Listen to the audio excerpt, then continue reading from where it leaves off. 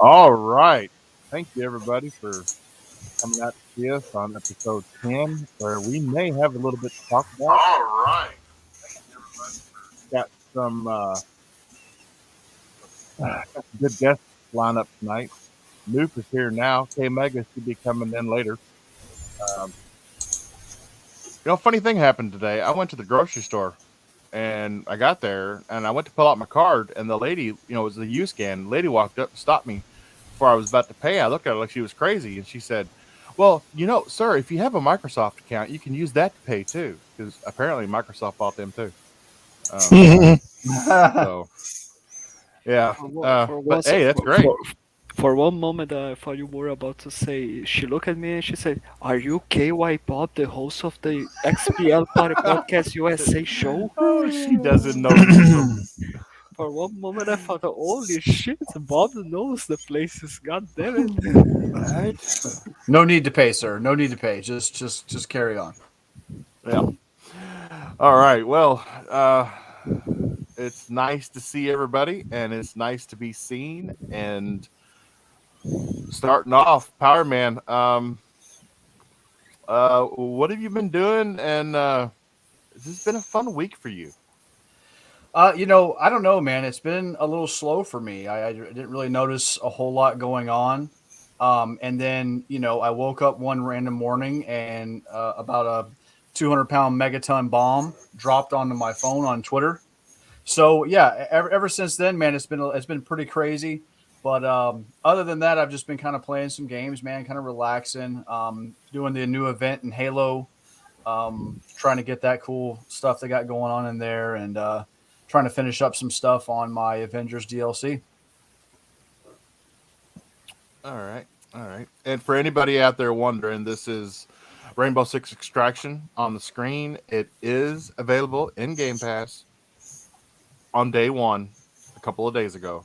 So check it out. It is a lot of fun, but keep in mind, stealth is the name of the game. If they hear you, you're dead.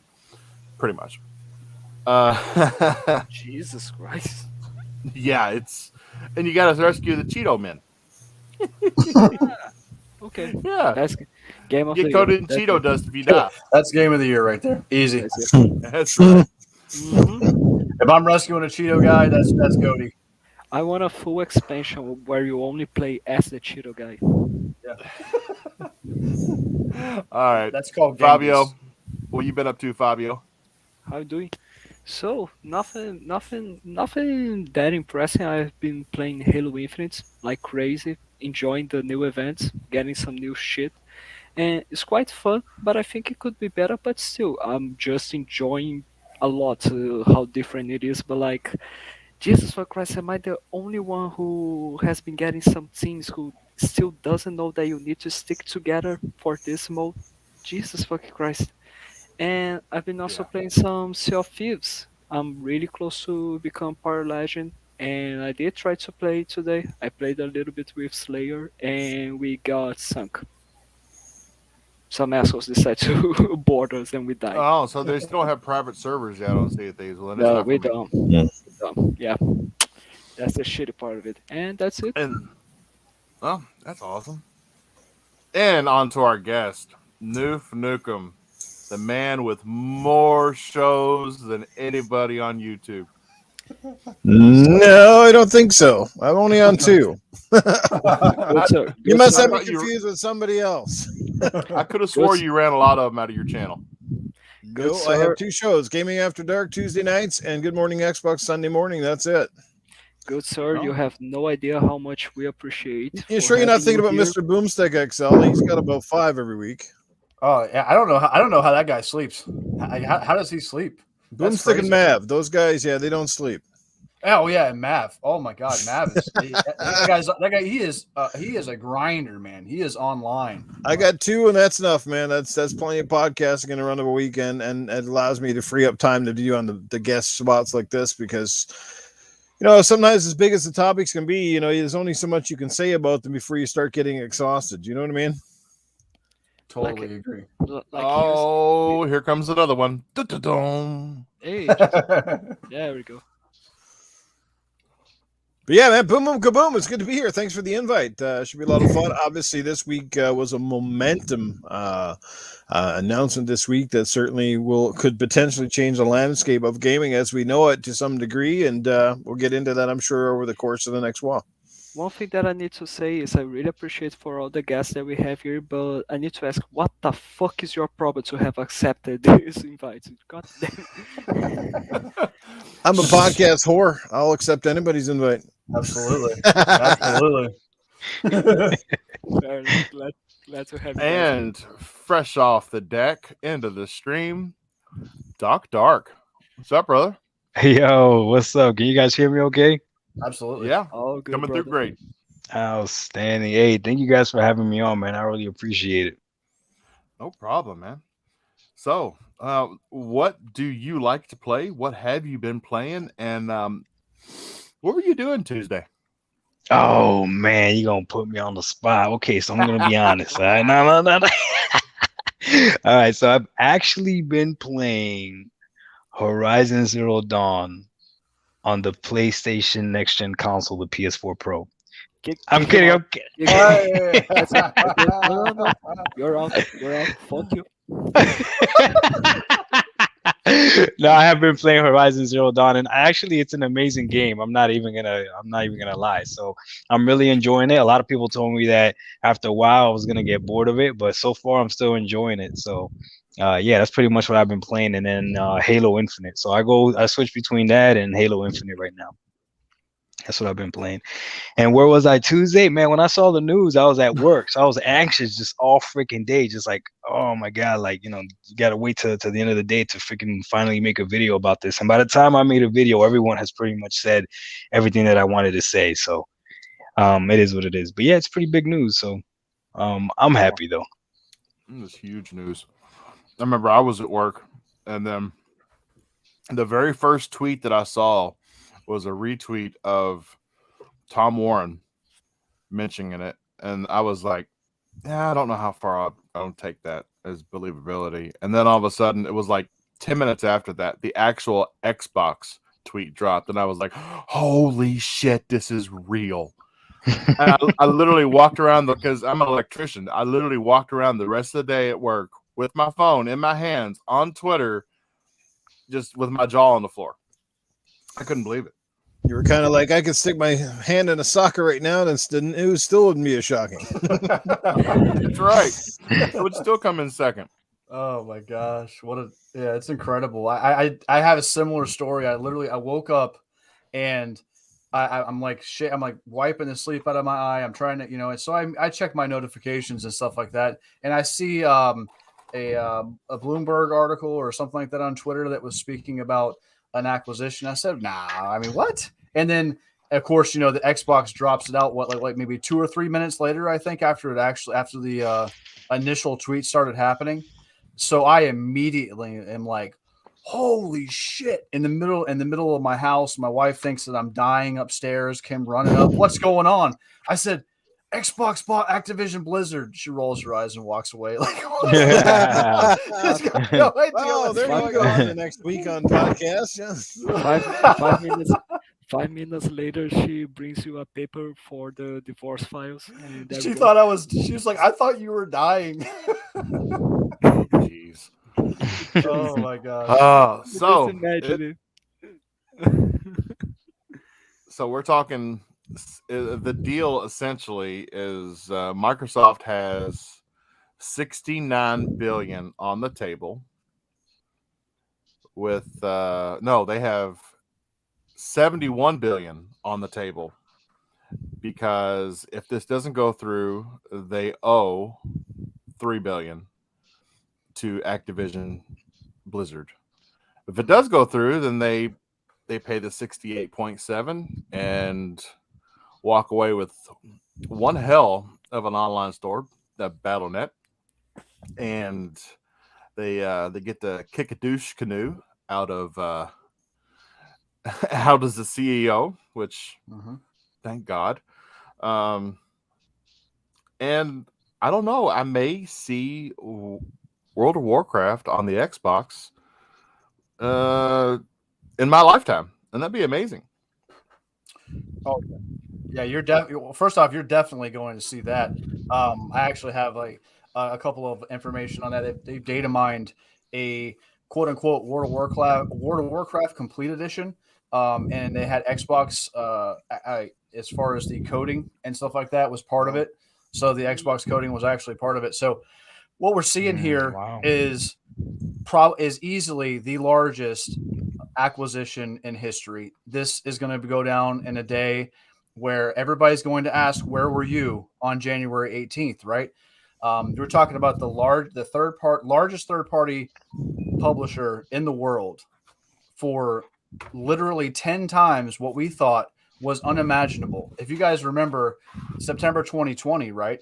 Whenever we found out that Bethesda was being purchased, I couldn't believe it. 7.5 billion, right? Right. It was mind blowing. Exactly. And now to understand just the gravity, this is almost half of Microsoft's actual liquid money that they have access to, right?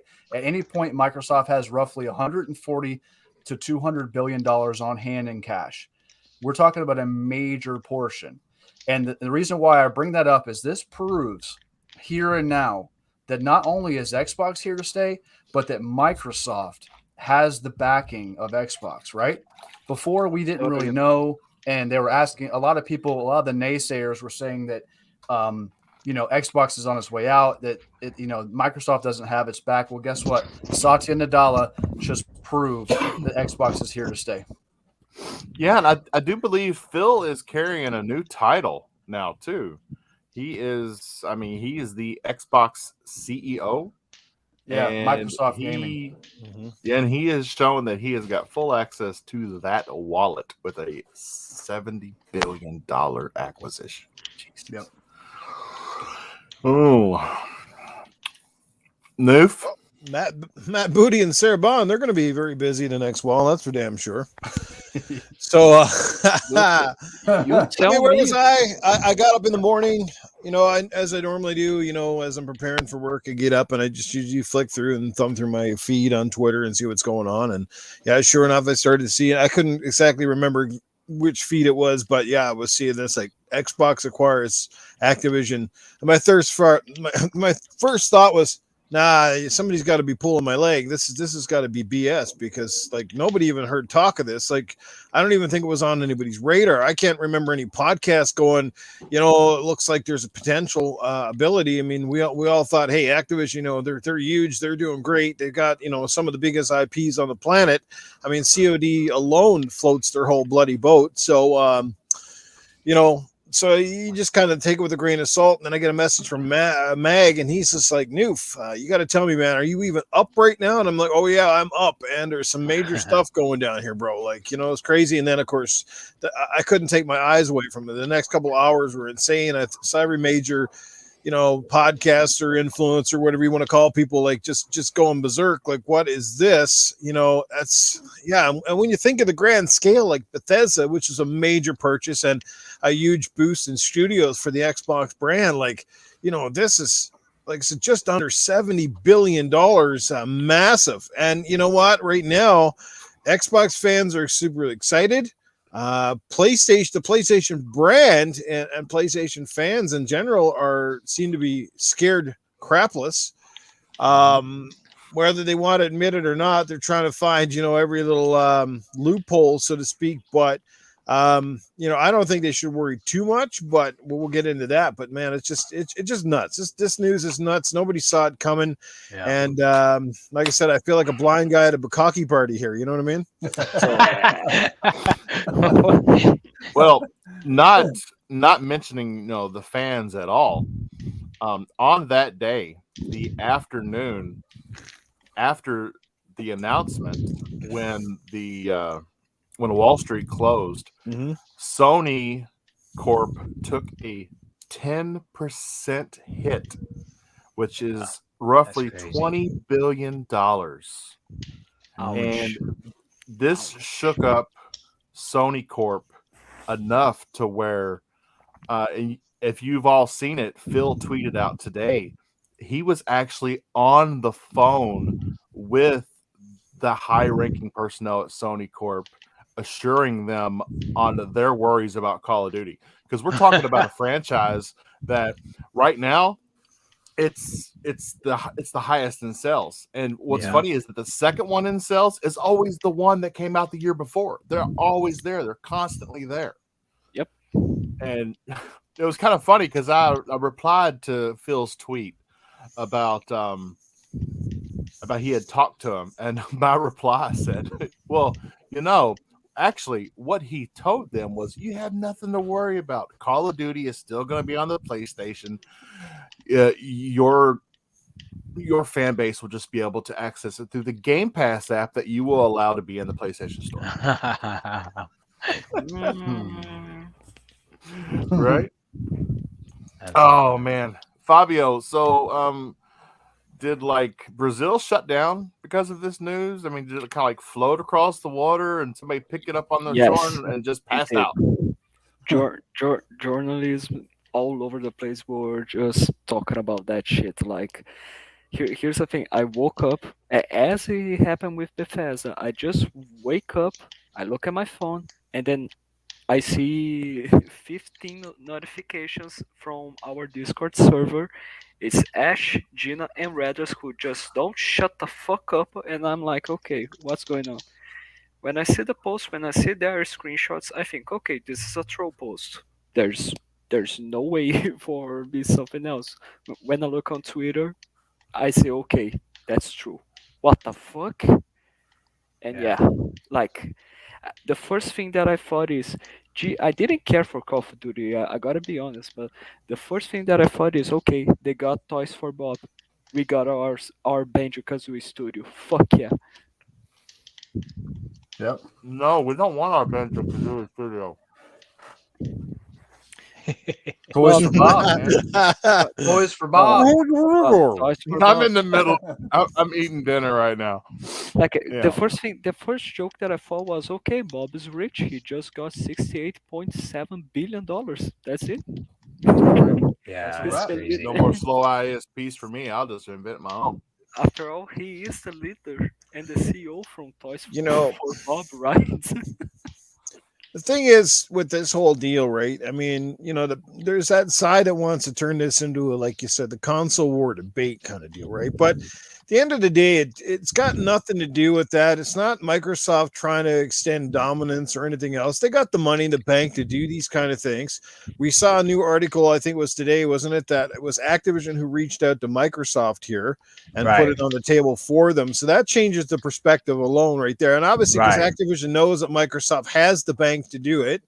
Anybody else could probably lowball them or whatever, and they have the infrastructure in place. And I think also Activision's smart to know that, like, Microsoft, they've got a new culture, they got a new direction with their teams. They're allowing their developers to take their time and do,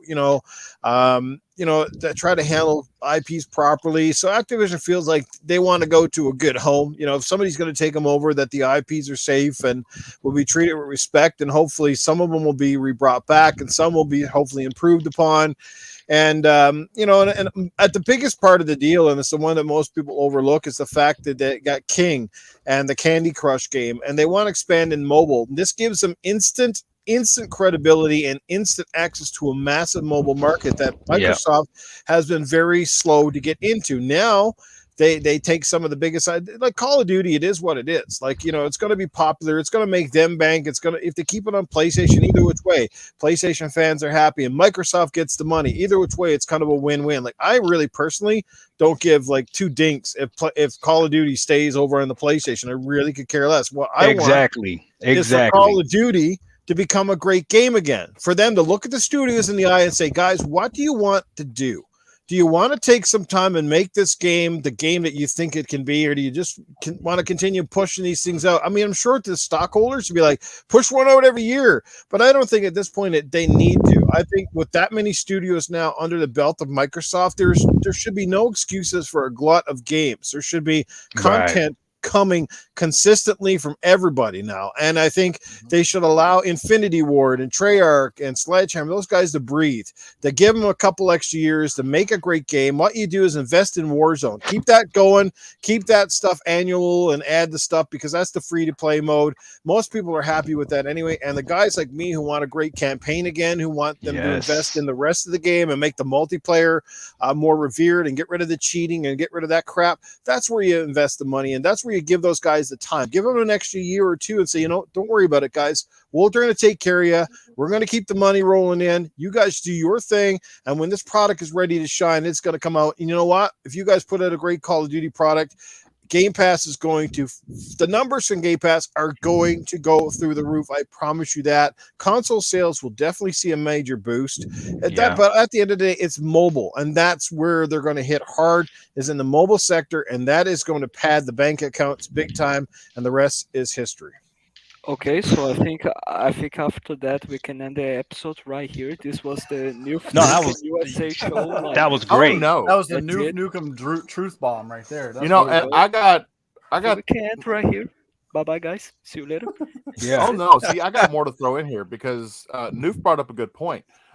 It was the Activision shareholders that went to Microsoft, because the douche Canoe Botnick he already said that his intent was not to step down, and the moral culture cesspool that is Activision right now, with the harassment and things going on, the shareholders, that's bad for business. And when you've got a CEO that says that he's a majority holder, and he decided he doesn't plan on stepping down, well then they went to the big dog with the money to take that control out of his hands, and then say, you know what, buddy, peace out. Right. Get the hell out of here. Yeah. Oh, he's going to be gone in a matter of time. Don't worry. When the ink settles and the writing's on the wall, he's a done deal, man. They can't afford to move forward with the old culture and the old guns. They got to get rid of them. They got to clean that house, and that's their first major order of business before they even look at the game portfolios. They got to clean house, and they got to restore reputation, because if it looks bad on Activision, it's going to look even worse on Microsoft. So.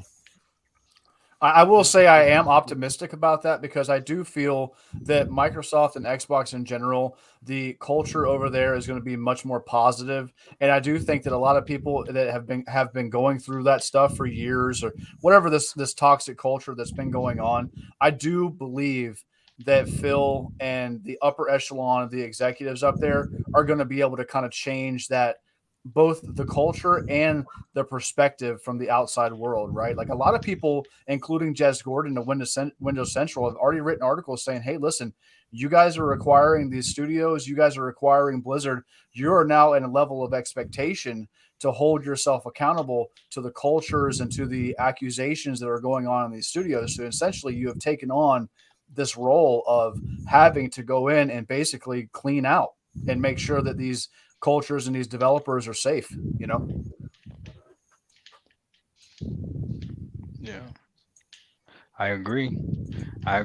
You guys said pretty much everything, man. I mean, the games is what really gets me excited, and I'm a huge believer in Game Pass. I didn't even think that Game Pass was going to get my attention as much as it has, and all I'm thinking is about, okay, more content. And Microsoft is smart by doing this, because maybe there's plenty of people that have said there's nothing on Game Pass that attracts me, so that's why I'm not into it. Okay, well, now there's even more, and I don't think they're going to stop. I think they're going to keep on trying to acquire more things and have more stuff on the Game Pass, so that they can attract whatever market that is not attracting you right now to get Game Pass. Eventually there's going to be a studio, eventually there's going to be an IP that you're going to be like, okay, this makes sense now. This makes sense. So I'm really excited for what the future holds, for sure. Yeah. Building on what Thimber's put in the chat here, the journalist that wants government involvement on it, I'm not going to beat around the bush. Okay.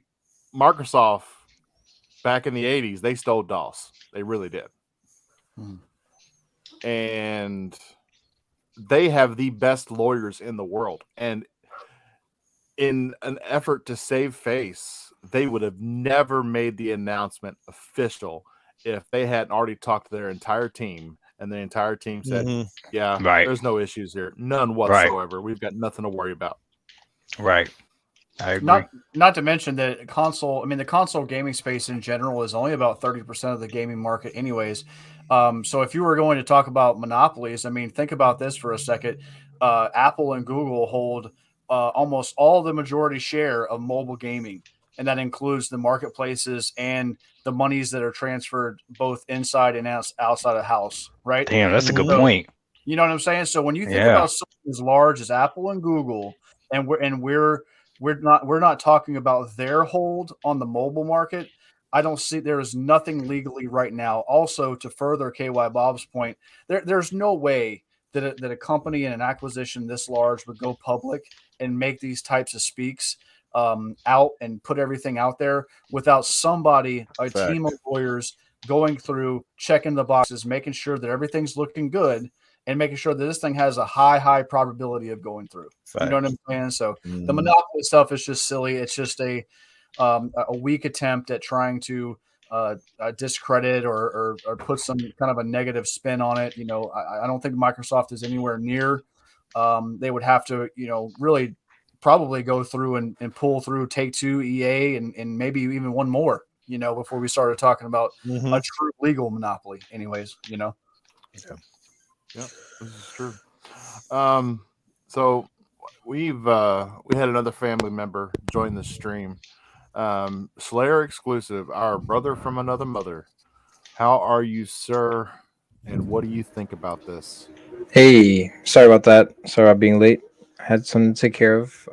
Sure, take care of League of Legends. That's good, brother. Such um, a big take care of. I mean, it was a ranked game. I'm sorry, But anyway, Priorities. yeah. Well, it went on a little longer than I wanted it to. So, but yeah, no. I mean, yeah. This is. I mean, this has been crazy news, and it's kind of funny. Um, you know, because like it's kind of like a chain reaction because Activision merged with Blizzard, and nobody really made like a crazy thing about that, and now all of a sudden everyone's making this big deal about it. And I honestly don't think I really don't think it's a monopoly. Like it's nothing is gonna happen. Like it is kind of funny though. I don't know if you guys saw the news. I think it came out today where the U.S. government basically today decided to like reevaluate their like laws and like policies around like mergers and stuff. Oh no, I did not see that. Yeah. interesting. Yeah, I mean, it was kind of interesting because like some like the article that I read, it didn't necessarily specify that it was because it was a reaction to this, like a direct reaction, but like that they were kind of wanted to do it anyway, but this kind of like pushed them like to do it like sooner rather than later. But even that, I don't think it's going to affect us in any way. So, but yeah, I mean, I'm just excited about the games. I personally think that Games, right? exactly like that's all I care about, and I think that's all we care about as gamers. Absolutely. Yeah, like we're gonna get a lot out of this. In my opinion, you don't go around spending $70 billion and not make most of these games, exclusive to Xbox because there's no way that they're gonna, like look what they did. Like Bethesda was what, like 14 billion, like and they Seven and a half. Seven, oh, seven, right? Yeah. okay, yeah. So 7.5, and they're basically making all those games exclusive except for like ESO and Fallout. Like basically, the games as a service games are not Right. exclusive, and that's what's gonna happen here. Is a perfect perfect example for what's going to happen to Call of Duty. Yeah, You're it's gonna gonna have be your Warzone is gonna be multi-plat, and then everything else is gonna be exclusive. Like Would you say the would you say you know that the only thing that is multiplat that will remain multi-platform is Warzone and all the future Call of Duties are going to be exclusive? Yeah, I mean, Um, whatever has been like in the making now, obviously will come to PlayStation.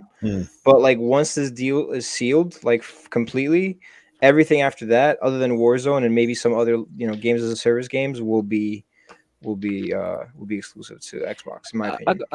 I gotta be honest that I don't mind Call of Duty being exclusive. I think it's nice, But at the same time, I think it's a bad idea because Call of Duty should, I believe Call of Duty should be treated as Minecraft was treated. Like you don't fuck with those player bases because they are really huge. And to make Yeah. those games exclusive to just one platform is like we are going to fuck you here right now, man. That I you are mean, shooting yourself on the foot if you end up doing both Minecraft and Call of Duty exclusive. But So I think that's one of the things that they should make it multiplats, but I think it would be nice to be exclusive. Yeah. no, I, I think it will be. I think it will be because like you got to think about it, right? Like Minecraft, okay, Minecraft has a large player base, and so does Call of Duty. But like, think about it, right? You're gonna now have like I understand there's gonna be some people that are gonna be like completely committed to not go over to Xbox, but like that's gonna be like the thing that's gonna make people like, okay, I want an Xbox now. And on top of that, you're gonna get the game for exactly. free if you get Game Pass. So Right. it's like a double whammy. Like you not It's a only win-win situation. But yeah, like, not only like do you get like you have to buy a new console, but then you get the game for free and every game after that. Like I don't see that, like in the long run, you're basically with all the games that are coming to Game Pass from Activision, you're basically gonna like that's gonna pay for the console. yeah, You but know, If like, you're but if here's you're a but here's budget the thing. conscious gamer and you're definitely a smart gamer, you're gonna want to play it on Xbox. Why wouldn't you? You're gonna get the games over exactly. there and pay way But, less money. So but can I here's the play thing. devil's advocate? Yeah. What, But what like, if this allows Microsoft, because we know it's inevitable, it's going to happen, to raise the price of Game Pass? Oh yeah, I think that's Oh definitely yeah, gonna happen. yeah, yeah. for It will sure. in Listen, time. if Call of Duty, the time as soon as you see a date on a day and date Call of Duty, you will see a price increase, and I don't see how that's not inevitable at that Right, point. But right. let's be honest, like about this Game Pass deal. Like it's just like Fork Boy said once in the Gaming Beyond the Box. If you actually think that Game Pass is going to stick with its price forever, you are really crazy because it Yeah, makes no sense. no, Right, right. The other thing that I wanted to say is that about the but this is going to incentivize people to buy consoles. Microsoft doesn't care anymore about that. This is a new generation and they don't care about that. They only care about you subscribing to Game Pass. Well, yeah, And when it comes to the casual player, they don't want to destroy the casual players that Call of Duty has. So like I think that how huge it is for them to okay, Call of Duty will remain multi-platform because it is giant. It has millions and millions of players, but it's going to be day one on Game Pass. So the casual player is going to think, okay, I will end up buying a subscription for Game Pass and will enjoy my Call of Duty for that low monthly price instead of buying for $60-$70 on any other console. You see what I mean? Like you are respecting the player who doesn't want to be part of the Xbox ecosystem, but you are also giving advantage to your own player base by making Call of Duty remain multi-platform. You know what I mean? Yeah. Well, I'm going to imagine. tell you this much, guys. If I was Phil Spencer, right, and it's like, thank God I'm not in his shoes because I'd play ball entirely different. As soon as all the ink dried on these contracts, I would be the prick. I would come out and literally say, if you want to play Call of Duty, you better get yourself an Xbox and get into this ecosystem because you're not playing it nowhere else. I would do that. You know why I do it? Because every effing time Sony launches a freaking game that's big, guess what they do? They go out and they get content for it that you can't play on Xbox. Constantly oh my doing this. gosh, They've yeah, been doing it with Call of Duty. They're playing hardball with Final Fantasy. They're going to do that Star Wars remaking that's exclusive now to PlayStation. They're going to take all the Marvel freaking characters. If you think Wolverine's the last one, you're probably full of shit because guaranteed they'll probably even try worse now to get another one. So they're going to try to wrap up all these Marvel guys to get those guys into their ecosystem. Universal properties. So Call of Duty's a universal property now, right? Loved by many. So it's okay for Sony to play constant hardball as the market leader in terms of console sales and share in the console space. But when Xbox plays hardball, they're always the dirty bastard here, right? Yeah. Boy, look at that. I'm sorry. I would literally come out and I would stomp on some faces with this, because I'd be like, you know what? You guys have been playing this to our fans for the last 5 and 6 years. You're not throwing us any bones, are you? No, but you expect us to constantly throw you the bone now that the shoe's on the other foot and we got the bank to buy up parties that you guys would love to buy and probably would have if you had the bank, but you don't. So there you go. Like sometimes, you know what, it's good to play hardball with these guys because they don't learn. So the sadistic fanboy in me is getting a little chuckle over here because now the ball is in Microsoft's court. I'm sorry, that's the way it No, is. no worries. I totally understand, but I don't get why people are saying, but this is going to cause a monopoly. Like Microsoft themselves already said that Microsoft will become the world's third largest gaming company by revenue behind Mhm. Tencent and Sony.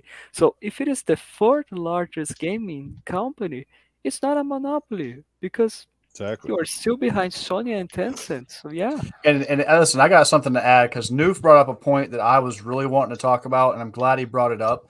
My issue with this whole thing is why is it that Microsoft and Xbox are always the ones that are giving, right? Like we're always allowing Minecraft on other consoles. We're always ESO, Fallout. Now it's going to be Warzone and potentially other games that become larger than I guess an exclusive can make them, right? Like that also too, the Xbox fan in me is looking at like, well, where's our return on this, right? Like where's Nintendo's deal with us, right? Like where's Sony's deal with us because we're helping them out. You know, when Phil dropped that tweet today and he was talking about that he plans on keeping Call of Duty over there and making sure that, you know, Sony stays in the race. I'm like, you know, what is Sony? What are we getting from Sony? Because it seems like a one-way street sometimes. You know But what I like, mean? but like, were okay. you disappointed? Were you disappointed by his tweet? So if you remember, Phil made these same comments about ZeniMax and Bethesda when it came down to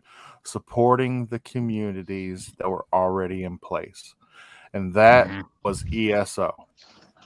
And I'm gonna be honest with you, I don't enjoy Call of Duty multiplayer, but I love the campaigns. You know, the campaigns have always had that smash mouth freaking like high budget movie feeling to them, and I love that. And that is going to be our benefit, is that you will not have to buy another Call of Duty campaign, which and then there's one every year from here on out. But Warzone, it just makes sense with all the microtransactions and everything. It makes sense. It's to be available everywhere. But at the same time, it's a win-win. Okay, so this is how I feel. If they're gonna make it available everywhere, then make it a benefit for us to play it on Game Pass. That's all I want. Meaning, if you're gonna charge Sony the $70, then don't increase the price. If you're gonna keep a lot of games multi-plat, that's fine, and subsidize for what that would have cost us if you had to increase the price of Game Pass. That's the way I see it. You can't charge them either because Warzone's free to play. Oh, that's yeah, a good point. but you could have incentivized perks like Battle Pass skips. You could have skins. Oh, you could have yeah. exclusive weapons that are exclusive to Xbox. There's plenty of positives here, and we're not. And I guess we haven't really mentioned it, but I can talk about it now. Let's talk about the fact that probably from here on, or at least from the point that they signed those papers, that now we're back in the 360 era of Call of Duty having marketing with Xbox, right? So everywhere you go, every commercial you see, whenever you see Call of Duty esports, you're going to see a big fat Xbox banner right on top, right? And don't forget, Microsoft is about bringing communities together.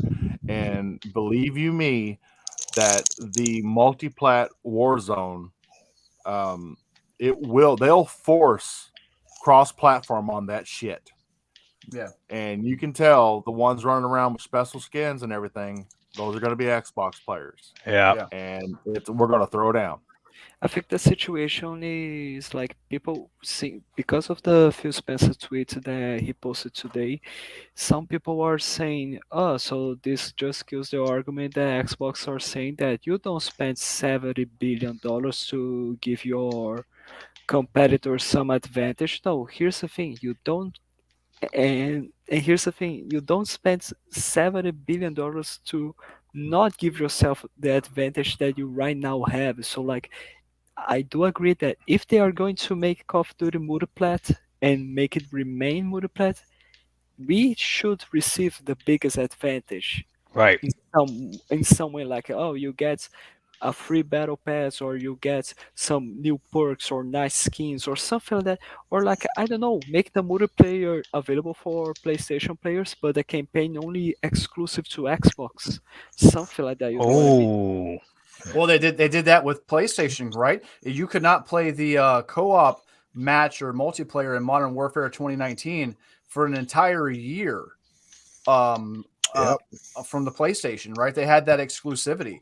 We could see a world where, like you said, the campaign could be a year exclusive to the Xbox ecosystem, or something Exactly. like that. You know what I mean? Or maybe even the zombies mode, right? Zombies mode is exclusive to Xbox for a year. I know a lot of people that Oh, I that didn't think play about just that. that That play could just totally work. zombies, right? We're thinking about a lot. There's a lot of parts to this that can benefit Xbox. It's really Yeah. about how right now, at the end of the day, Phil Spencer, the ball is in his court, right? He's the man. Everybody, when that paper signed, everybody's reporting to the CEO of Microsoft Gaming, right? Let's And if you notice, they changed that name, right? Now it's no longer just Xbox because Microsoft is behind this. There's too much money invested, so let, they're going to be making big moves.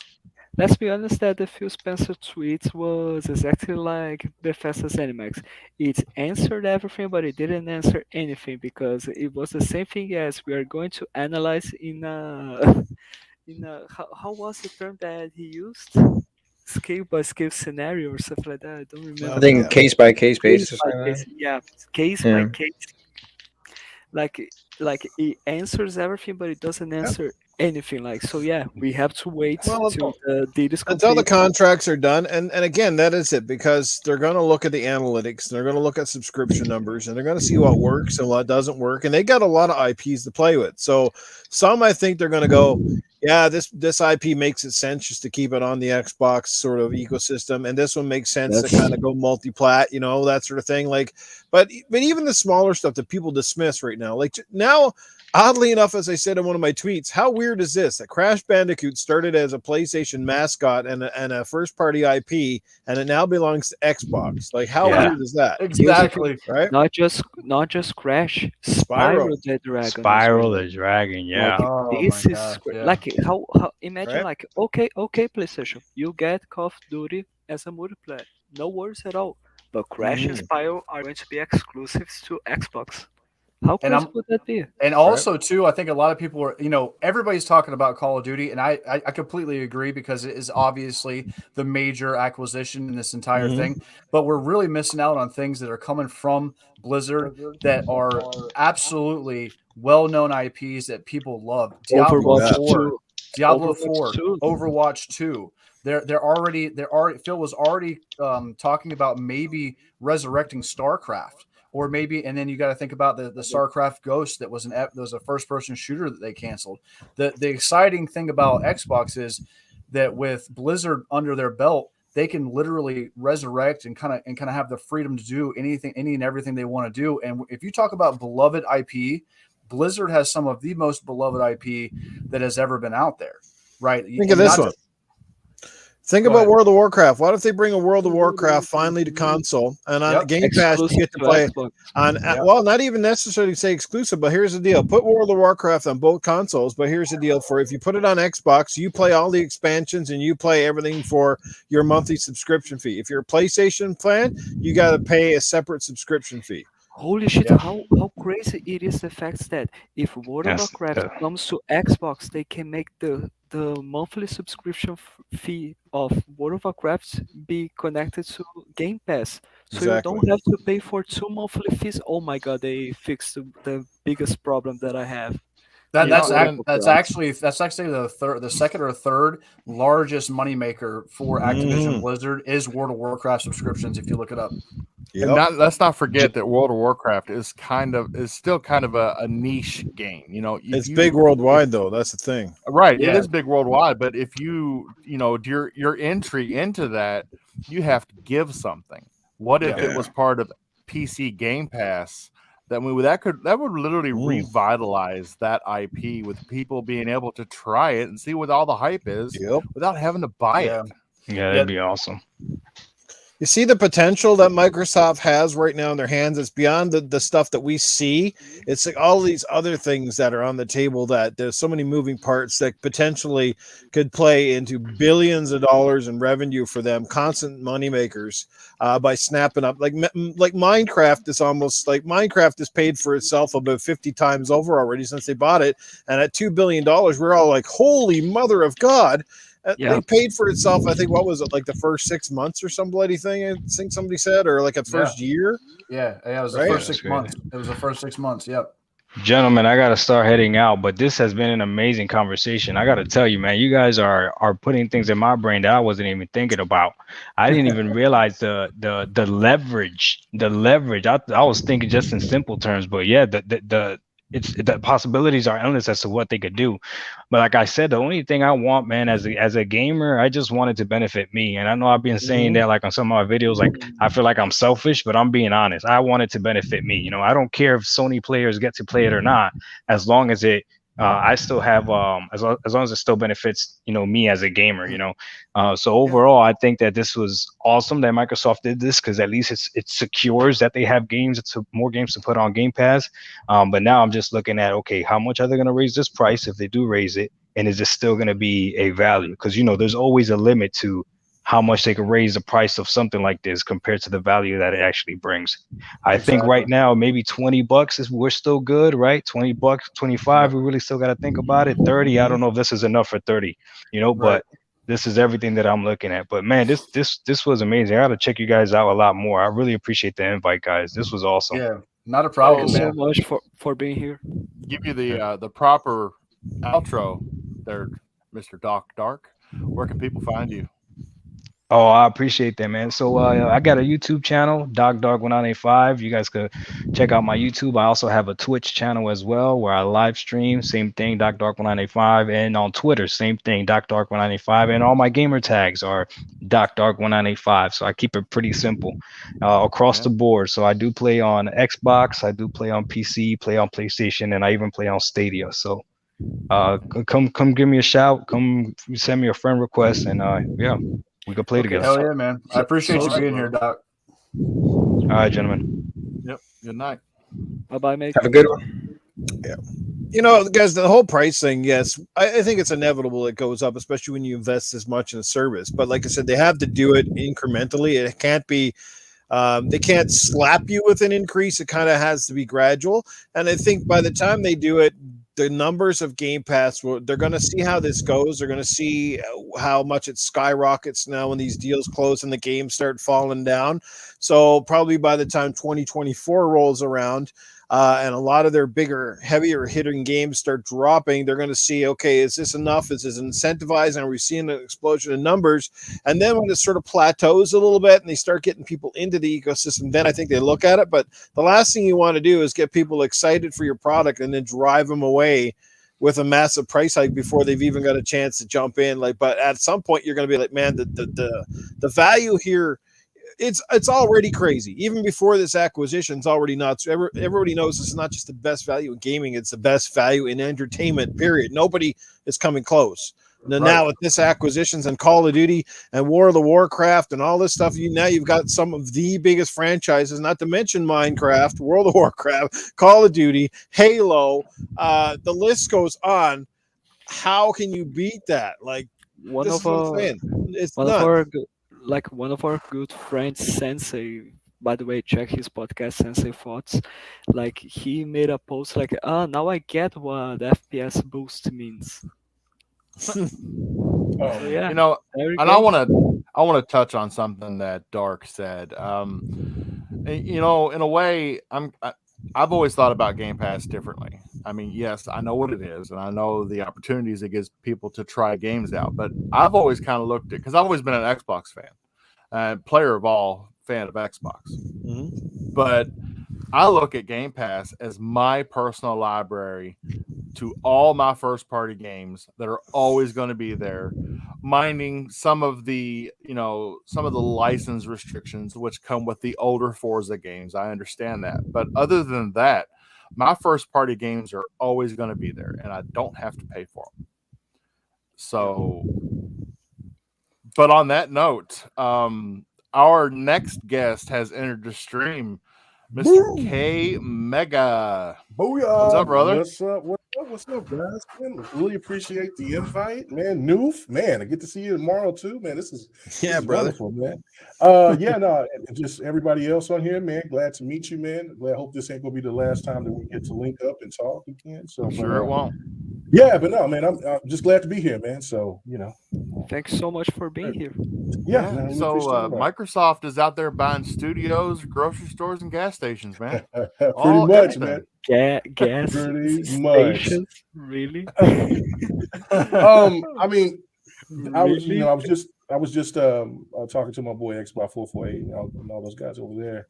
My thing is this is a win-win. I've gone and looked at DMs and I see people that's seen what Phil Spencer posted here just recently, not too long ago, earlier today, and some people are thinking like, well, no, man, he's getting soft or whatever. This is a win-win for Microsoft, regardless. Yes. If they allow this to stay on PlayStation, there's going to be some kind of kickback on top of the money that they're going to get that's going to go pay for Xbox exclusives or games that's going to be added to Game Pass down the line. And so some of my theories is like this, go back to when Square Enix and, everybody's talking about Square Enix and Sony and how they have this strong relationship. They've been having a strong relationship for a long time, but here recently it seems a little bit more tighter.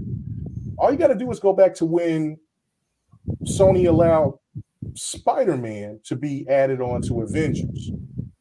Now, if Xbox is going to play their cards, which I do trust Phil Spencer. I mean, now I don't think anybody can question Phil Spencer and that staff anymore. They used to, but I don't think anybody can talk about, have any questions about anything what they do right now, with the way that they're moving. But maybe they could go to Sony and say, look, what are you willing to do for us in order for Call of Duty to stay on your platform? And they could easily say, look, you know what? We see that Persona's is not on Xbox. How about you kind of stop the restrictions? Let us go ahead and then we can talk to Atlas and then let that process happen. Or maybe people have been waiting for Final Fantasy Remake 7 to happen. How about you lower those restrictions and we can talk to Square Enix and then get that ball rolling. There's so many possibilities behind this that Xbox has. The leverage is like astronomical to the point to where even Sony had to respond today, and it was a really weird, odd response. It really was. Like they tried to push back, and they have nothing in this. Nothing. What's the number one selling game on PlayStation that isn't a Sony title? Call of Duty.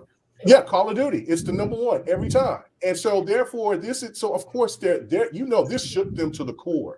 So another factor to think about this is like, okay, they're pretty much in a desperate situation because their whole ideology that, especially with the I call them PlayStation stands, the crazy fanboy base out there. Oh yeah. That's what they live and die by is console sales.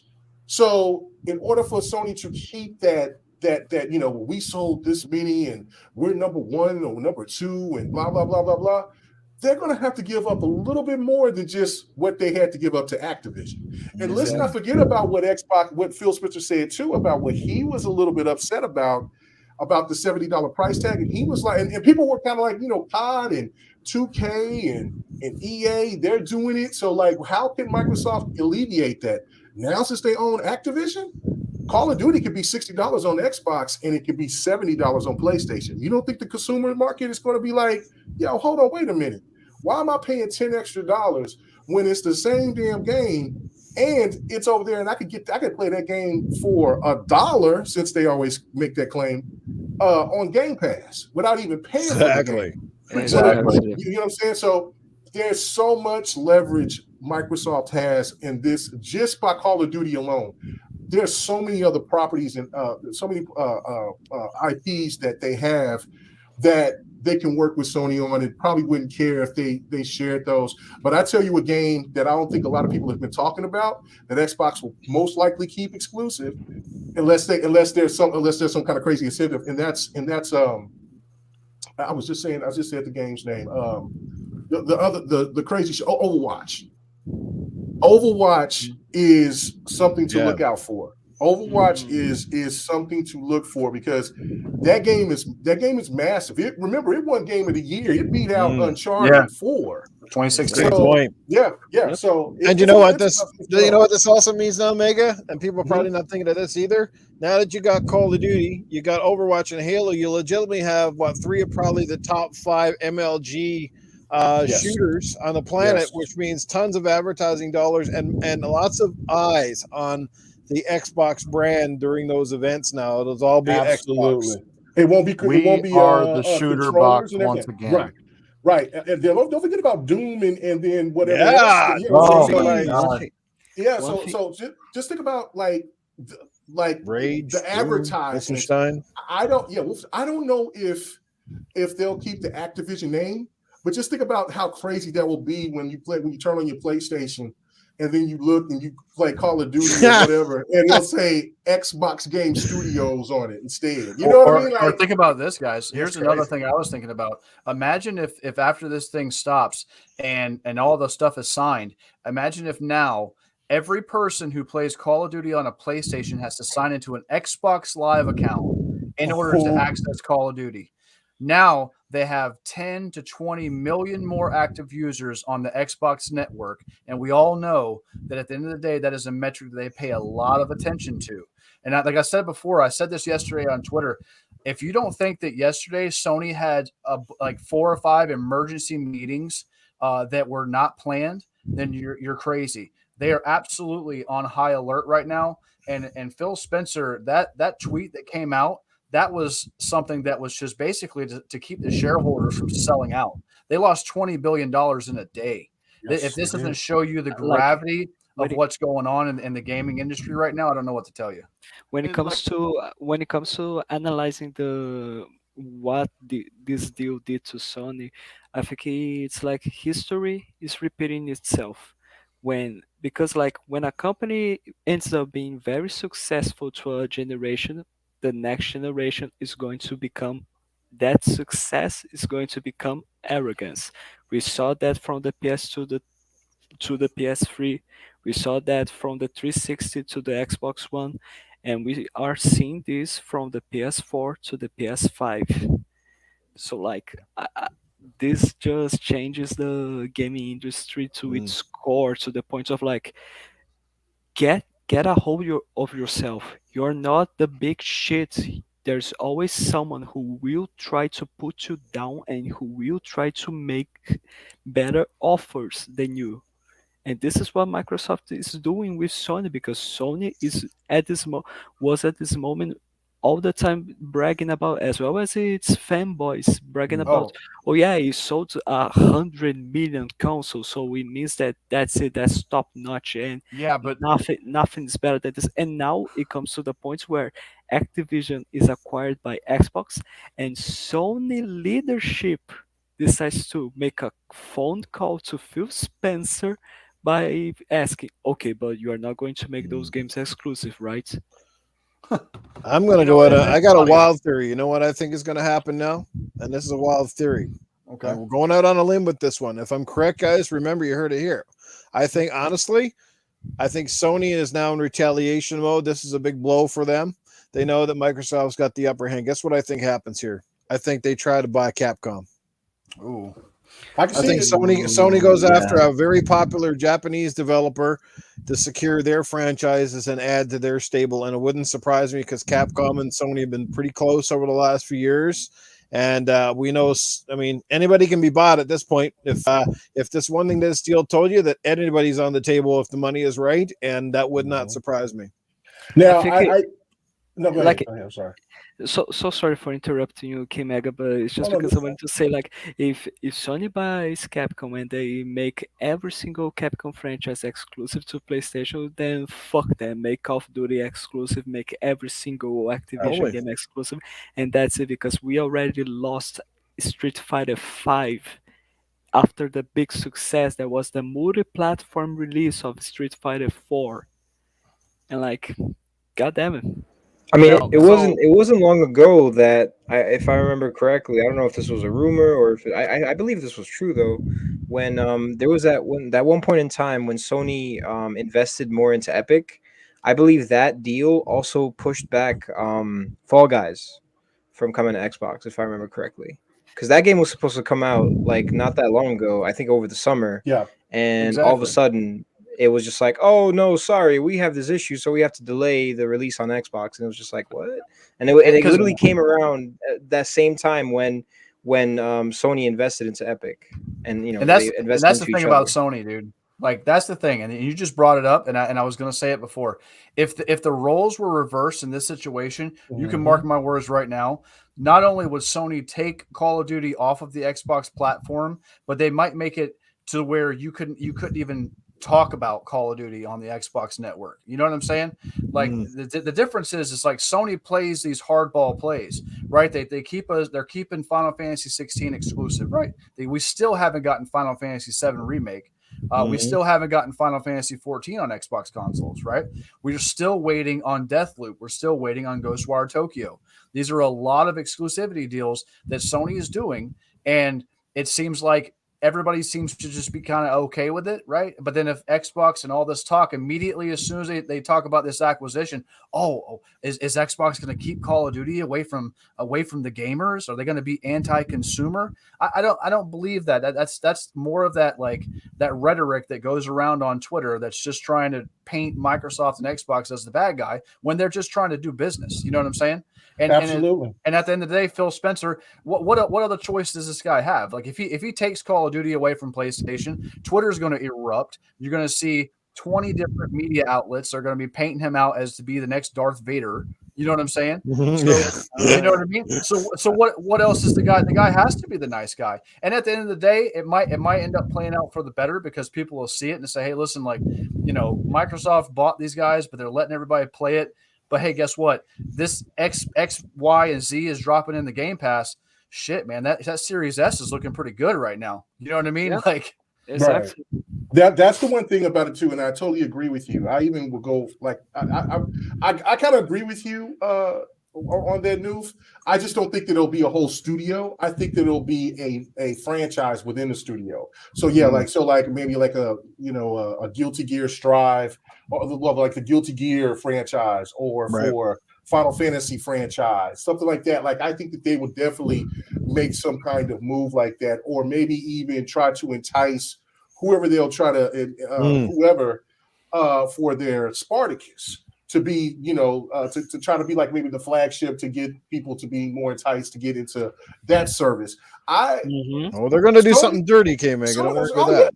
They are, but this is the thing though. They can't play. If they want Microsoft to go ahead and if they want Microsoft to keep responding, they'll keep playing low ball.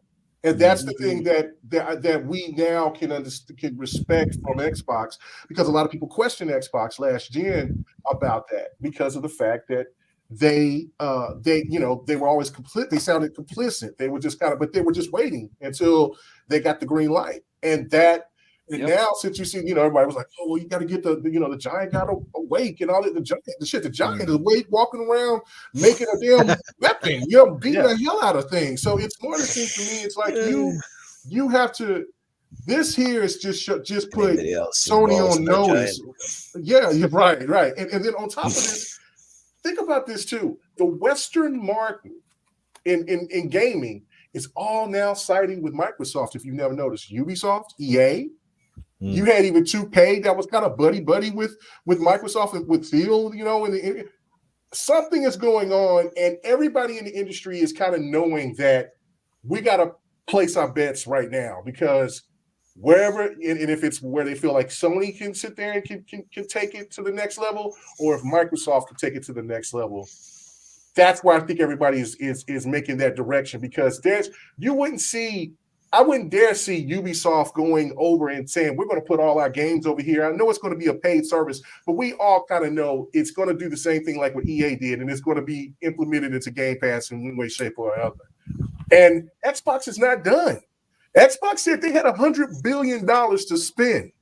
They said $100 billion. From my estimation, I'm not good with this big type of math, but they're still around $23 billion that's left. So something else is out there waiting. And to me, I think it's WB, because it's WB, just because I think it's and I posted this on Twitter Mhm. the other day saying that, look, it's like the girl that it's like the girl that left that you always wanted, but she still takes your text even when she's with somebody else because you're thinking that she's waiting on, because all you're doing is just waiting for the opportunity to happen. So I think it might be WB. I don't know who else it could be, but I mean, hell, it could be anybody because they got the funds to do it. And I think that's actually a good call, Mega, because I've been thinking about it. If you think about the answer to what Newf Nukem had brought up earlier, right? Because we know that Sony is about to bring the heat, right? They're about to respond. You're probably going to see more Marvel games. You might even see more Star Wars. We forgot that they took KOTOR from us, right? That they have KOTOR as a lockdown exclusive for a while. So Maybe an that acquisition was the big like hit. Square. But I'm thinking with the WB stuff, imagine if we got IPs like Batman, right? Imagine if the next Arkham game was exclusive to Xbox. Imagine if they got their shit together and the next, more Shadow of Mordor sequel or something like that, Mortal Kombat, Injustice, That's huge not titles. just Batman, you know? That's the entire DC universe at Warner Brothers. Yeah, exactly. Yeah. That's the only thing that's holding everything back is DC. The Discovery Plus thing is I think the new entity now, but beforehand, remember that was when they were doing that Bethesda deal, that they were in talks before that whole TikTok thing came up last year, and then that all those talks ceased.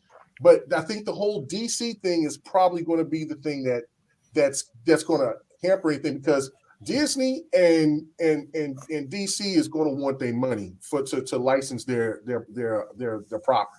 So is Microsoft willing to do that? But hey, I mean, if they put Call of Duty on PlayStation, that PlayStation money can go ahead and pay for those DC characters. You know what I'm saying? So it's a lot of great. It's a lot of big power moves going to be happening, man. Well, they definitely got to get serious about it, because I have a feeling Sony is not done when it comes to Marvel properties. We saw Wolverine, and I don't think they're going to end there.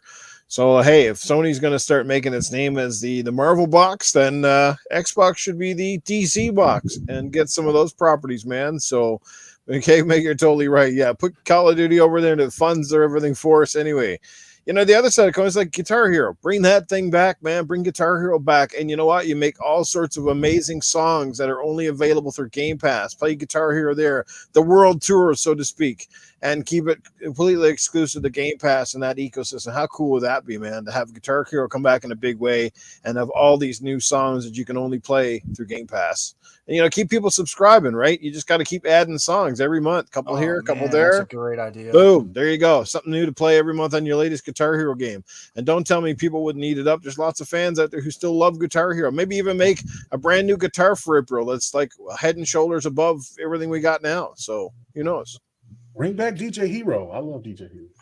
Oh man, that was a good one. Yeah, DJ Hero was awesome. I played that. It was great. When Phil said that they did not plan on removing Call of Duty from the PlayStation, maybe it'll still be accessible on the PlayStation, but maybe that comes with the caveat of having a Game Pass app on the PlayStation Store. Well, here's the thing: if PlayStation manages to grab Game Pass, then I think this should be like, okay, we give you Game Pass, but you put your exclusives on all the libraries for both PlayStation Game Pass, PC Game Pass, and Xbox Game Pass, because that would be stupid to just, okay, we are going to give you Xbox Game Pass. Well, they're not going to give it to them. They're still going to get subscribers. They're still going to have to pay for it. No, but it doesn't matter if they are going to pay. If Xbox decides to give Xbox Game Pass to PlayStation needs to give them their exclusives. And by that, they kill the exclusivity deal. By far. Yeah, no, I don't see that happening. PlayStation, PlayStation will never give their games up. No. Yeah, but would you guys think that it's okay then Xbox gonna give the Game Pass to PlayStation and then every single game won't allow it. PlayStation won't allow it. No, but that will kill Spartacus before it even gets started. But I mean, Yeah. like I'm not saying that's gonna happen, but let's imagine Yeah, I that got you. okay, it happened, and how could you think that this is going to be good for an Xbox player if Sony ended up giving up their exclusives? I know they're not going to do it. I know they're not going to have Game Pass on PlayStation, but I mean, like, if it happens, that's the only way I think people would be happy for it to happen. Maybe, but that's just that scenario is probably, like, in my opinion, that's probably every Impossible. Sony executive's worst nightmare at this point. Like, PlayStation doesn't want Xbox anywhere on their console, and Yes. they've been pretty explicit about it, because I truly believe if Game Pass was allowed on PlayStation, Phil Spencer would be all about it. He probably would have already signed the check. You know what I mean? Because at the end of the day, that's just more market, that's more market share, and that's more monthly active users, right? He's already said it's all about accessibility. He doesn't care where you play. He just wants you to play. You know what I mean? It doesn't care if it's an Xbox, a phone, a PC, or the the Series X. You know what I mean? So I don't think that's something that they're going to be okay with, because, and I think that's on Sony's side, because at the end of the day, they know, right now Microsoft has them by the balls. Right now they hold their biggest moneymaker in the palm of their hand, and right now they're going to play nice. But at the end of the day, anything that they can do to hold games back and keep them away from Xbox and further the PlayStation brand, they're going to do it. And we've seen it time and time again. I've seen it for 10 years now. You know what I mean? Yeah. I just think it's so crazy that, like, when Xbox announced that they were acquiring ZeniMax, people were saying, okay, now everything is possible. And then after that, people were saying, okay, not everything is possible, but now with Activision, okay, everything is Well, completely think possible about because this. they So, just where does Sony stand to lose the most money? They sold 130 million consoles, but their bangers, their first party games, they didn't have a single one of them sell over 10 million copies out of 130 million console owners. Do they have? No, I think Spider-Man did 20 Yeah. something million at KMEGA. God of War, Spider Man, did 20 million, and Horizon Zero Dawn is around 15 to 16 million. And what you call it is, and then I you think got, Uncharted's also over 12 million too, because it obviously got bundled into the consoles too. yeah, because it got bundled. That was the reason. Yeah. Because remember, Uncharted 4 only sold 2.5 million. That was the same year that Street Fighter 5 came out, and they both that was awful. And then they had the game that was completely broken. They lied about it. Yoshida just kind of left that dude in the dust.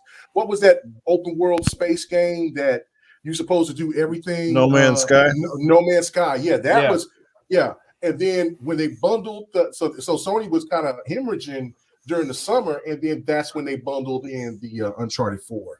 And then that's when they start bragging about the sales. So yeah. In the grand scheme of things, though, yes, I totally get your point, because even at 20 odd million, it's still a pretty low percentage considering when Nintendo brought out the Switch.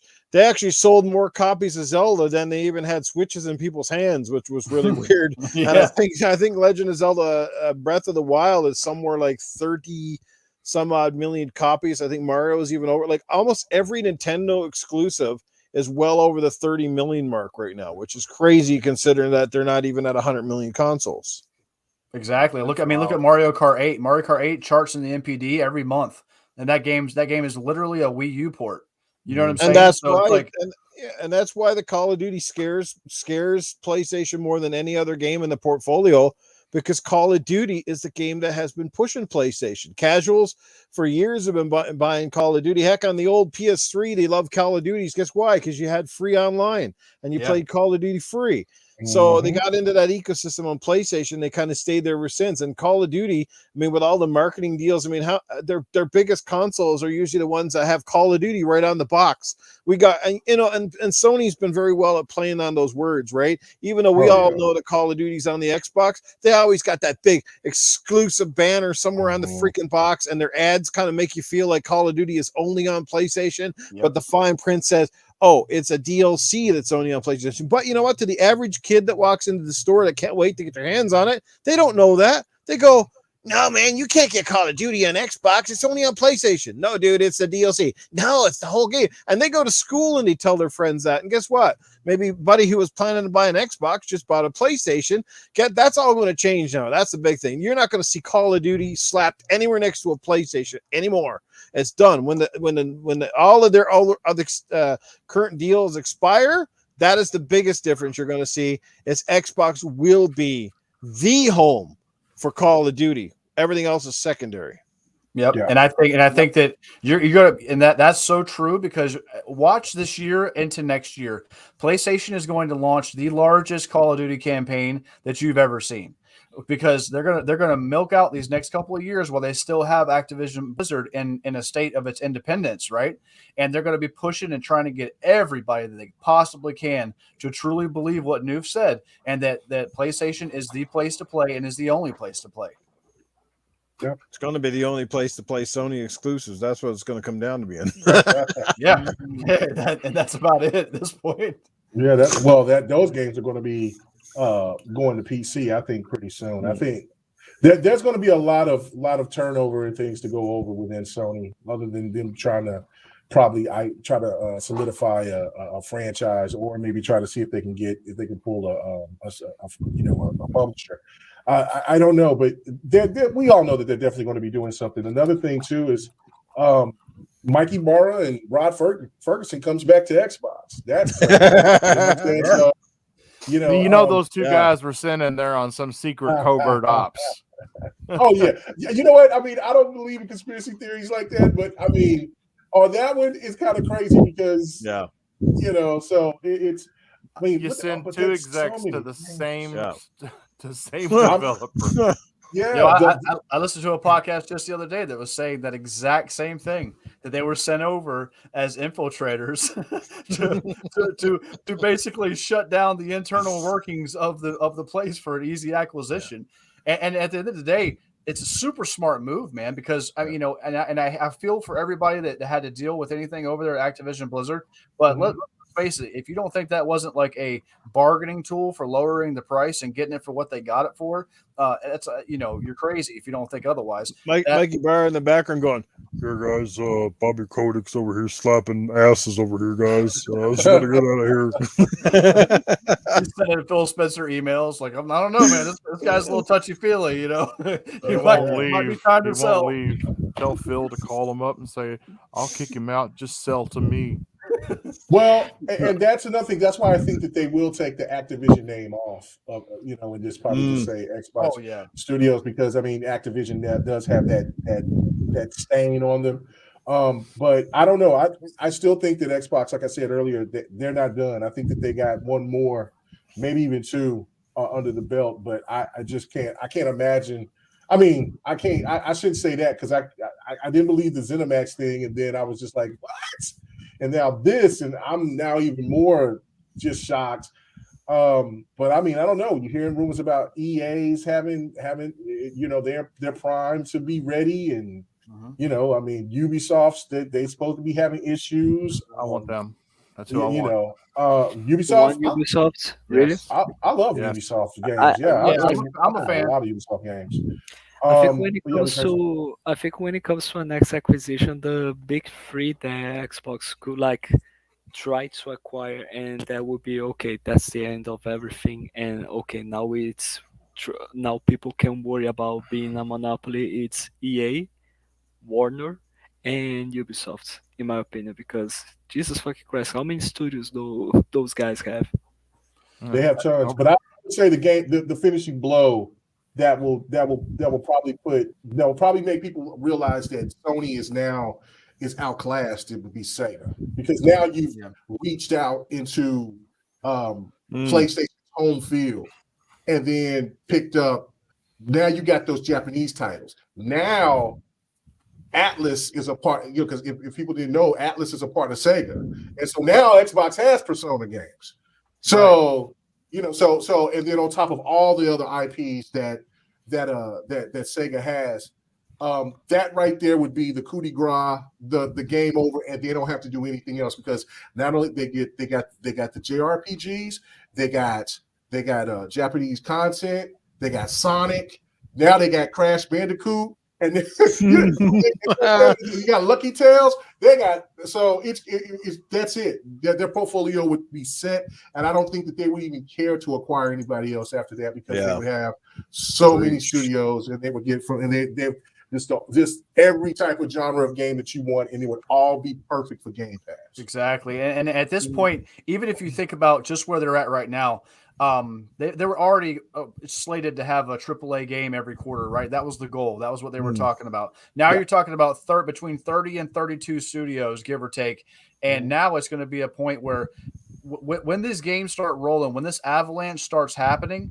it is going to be an onslaught, and it's going to be a point of, hey, listen, I've always been the first one to admit Sony makes great first-party games, but I don't know if they make enough to keep up with what's going to happen in the Xbox camp to be able to stay in the race. You know what I mean? Like if they're dropping boom every 3 months, boom every 4 months, or whatever that happens year after year after year, people are going to start looking at this like, man, they're getting a shit ton of games coming out. And yes, it's more of like a boutique thing for PlayStation. You get 1 or 2 really good, solid games that come out, and that's it. But we live in a day and age, man, where people are looking for the best bang for their buck, and I'm telling you, it's going to be Xbox.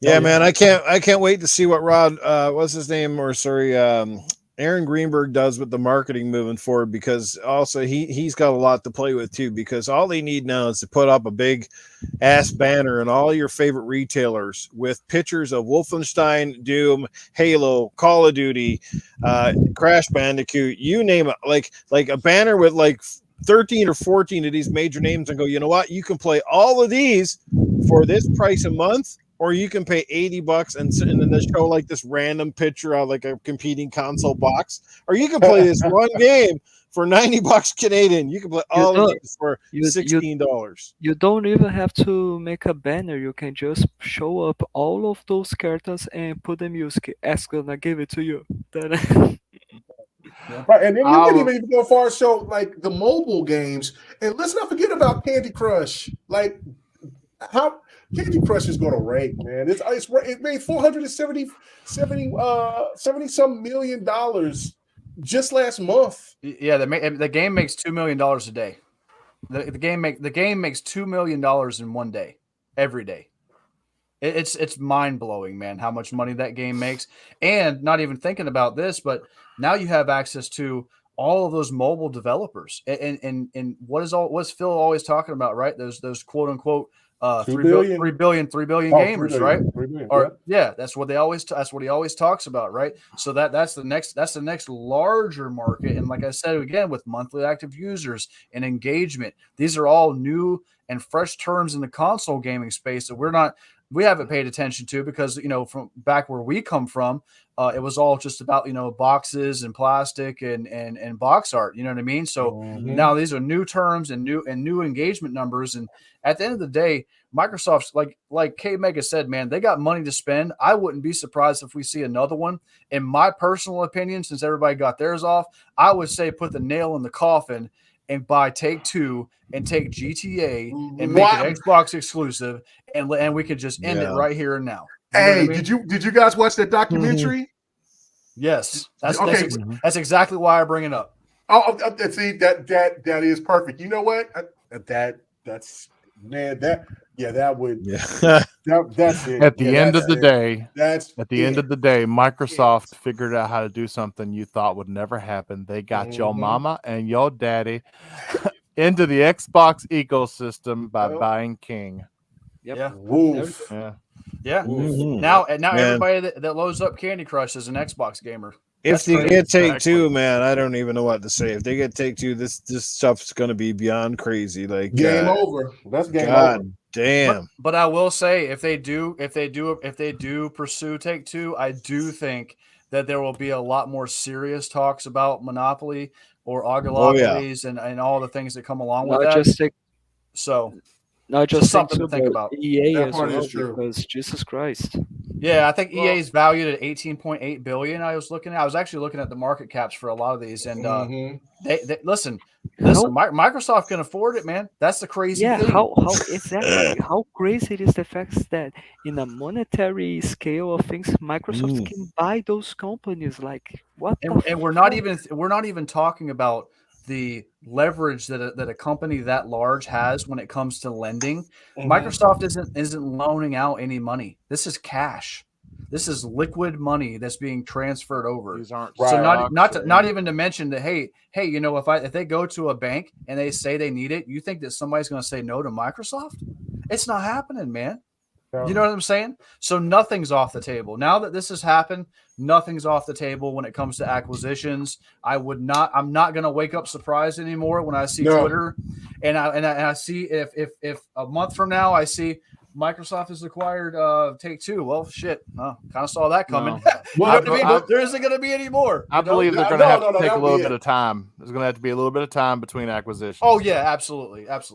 Well, see, this is the thing too that like Don't I let mean, him breathe. Well, no. Because I mean, if Take-Two would be the main prize, then think about this. Okay, not only that you got Grand Theft Auto, but you also have another huge game under your umbrella, and that's NBA 2K. Yeah. Like I mean, that, you won on every aspect because that's another on PlayStation. That is another one of those top 5 sellers on PlayStation. Oh So yeah. so forget you having PlayStation by the balls. You got PlayStation strung up and you just upside down. You know what I'm saying? Like you can do whatever you want to. Arnold's here. So We're talking about torture at this point. yeah, it's absolute torture. Maybe- You know what I'm saying? Maybe we should stop. Yeah. I just want to come in here and say this is crazy what is going on with Microsoft. They're walking into the room and they're buying up everybody. I mean, honest to God, that's crazy. I mean, you feel Spencer, you're like the Terminator. You're absolutely relentless. You're going after everybody. The only thing right now that's keeping your balls off the floor is hung up in your socks. I mean, what is going on? You're crazy, man. Crazy. Microsoft Xbox is the place to be if you're not playing on the Xbox. I don't know what the hell you're playing on because they're going to have all of the games. God, if Arnold says Oh my God, I love it. Surprise! I never. Love it. Surprise drop in by the man himself. Man. Thank you, Schwarzenegger. Always glad to be. Always This glad is to the top of the mountain, boys. This is it. This is Man. the peak. let me, We have let me- achieved. We have let me ask achieved. you. Let me ask you something. Is that a tumor? Oh. It's not a tumor. The only one that's having a tumor right now is probably the people at Sony. They're having tumors. They're over there freaking out. What the hell are they going to do? They're like Danny DeVito over there scrambling, trying to reach for the net, but they can't get there because Microsoft is stuffing the net with cash. Nice. Damn, Arnold. Disrespectful, but that's nice. That's nice. I never knew That's Arnold nice. was so strongly opinionated about this. Yeah, stuff, you know? I didn't know that you was an Xbox fan, but you're right. But maybe you just like because you was a dominant man in not only in Mr. Olympia, but you was also you was Conan the Barbarian. You was great in movies. So I guess you just like greatness all the way around. So I get it. Well, I mean, theoretically, it should be more like a Sony fan since, I've got donkeys, and donkeys are much like ponies, a bunch of assholes. That's Hey, true. you've all seen the meme of the Arnold body with Phil's head holding the Series X as a bazooka. Yes. Well, that's Arnold was there for that, weren't you? There's no surprise, sir, and there's no coincidences. I do not believe in them. Yoshida, get to the chopper, go do it. You're going to want to vacate the premises here. Oh man, Yoshida's been gone, boy. This Jim Ryan, man, he's on an island right now. Like, Ryan. yeah, We believe man. in generations. That's why we're going to make more PS4s. Right, my it's God. Jim Ryan. He's the one that's in charge of the boat over there. Well, you better get out of it because it's starting to sink. You're putting all your eggs in one basket. Microsoft has got all of the baskets. They put their eggs in the basket, and then Microsoft buys the basket. So, like, what else are you gonna do? You know what I mean? Like the fact that they went and bought them. Kidnapped the bunny. Yeah, And so that when it comes to that stuff, and that, like I said, we all like the joking kid, but obviously, like the Xbox fan in me would have loved to see Phil Spencer just be petty, just once, just be petty one time. You know what I'm saying? And say, hey, listen, it sure would be a shame. Sure would be a shame if this Call of Duty franchise wasn't on PlayStation.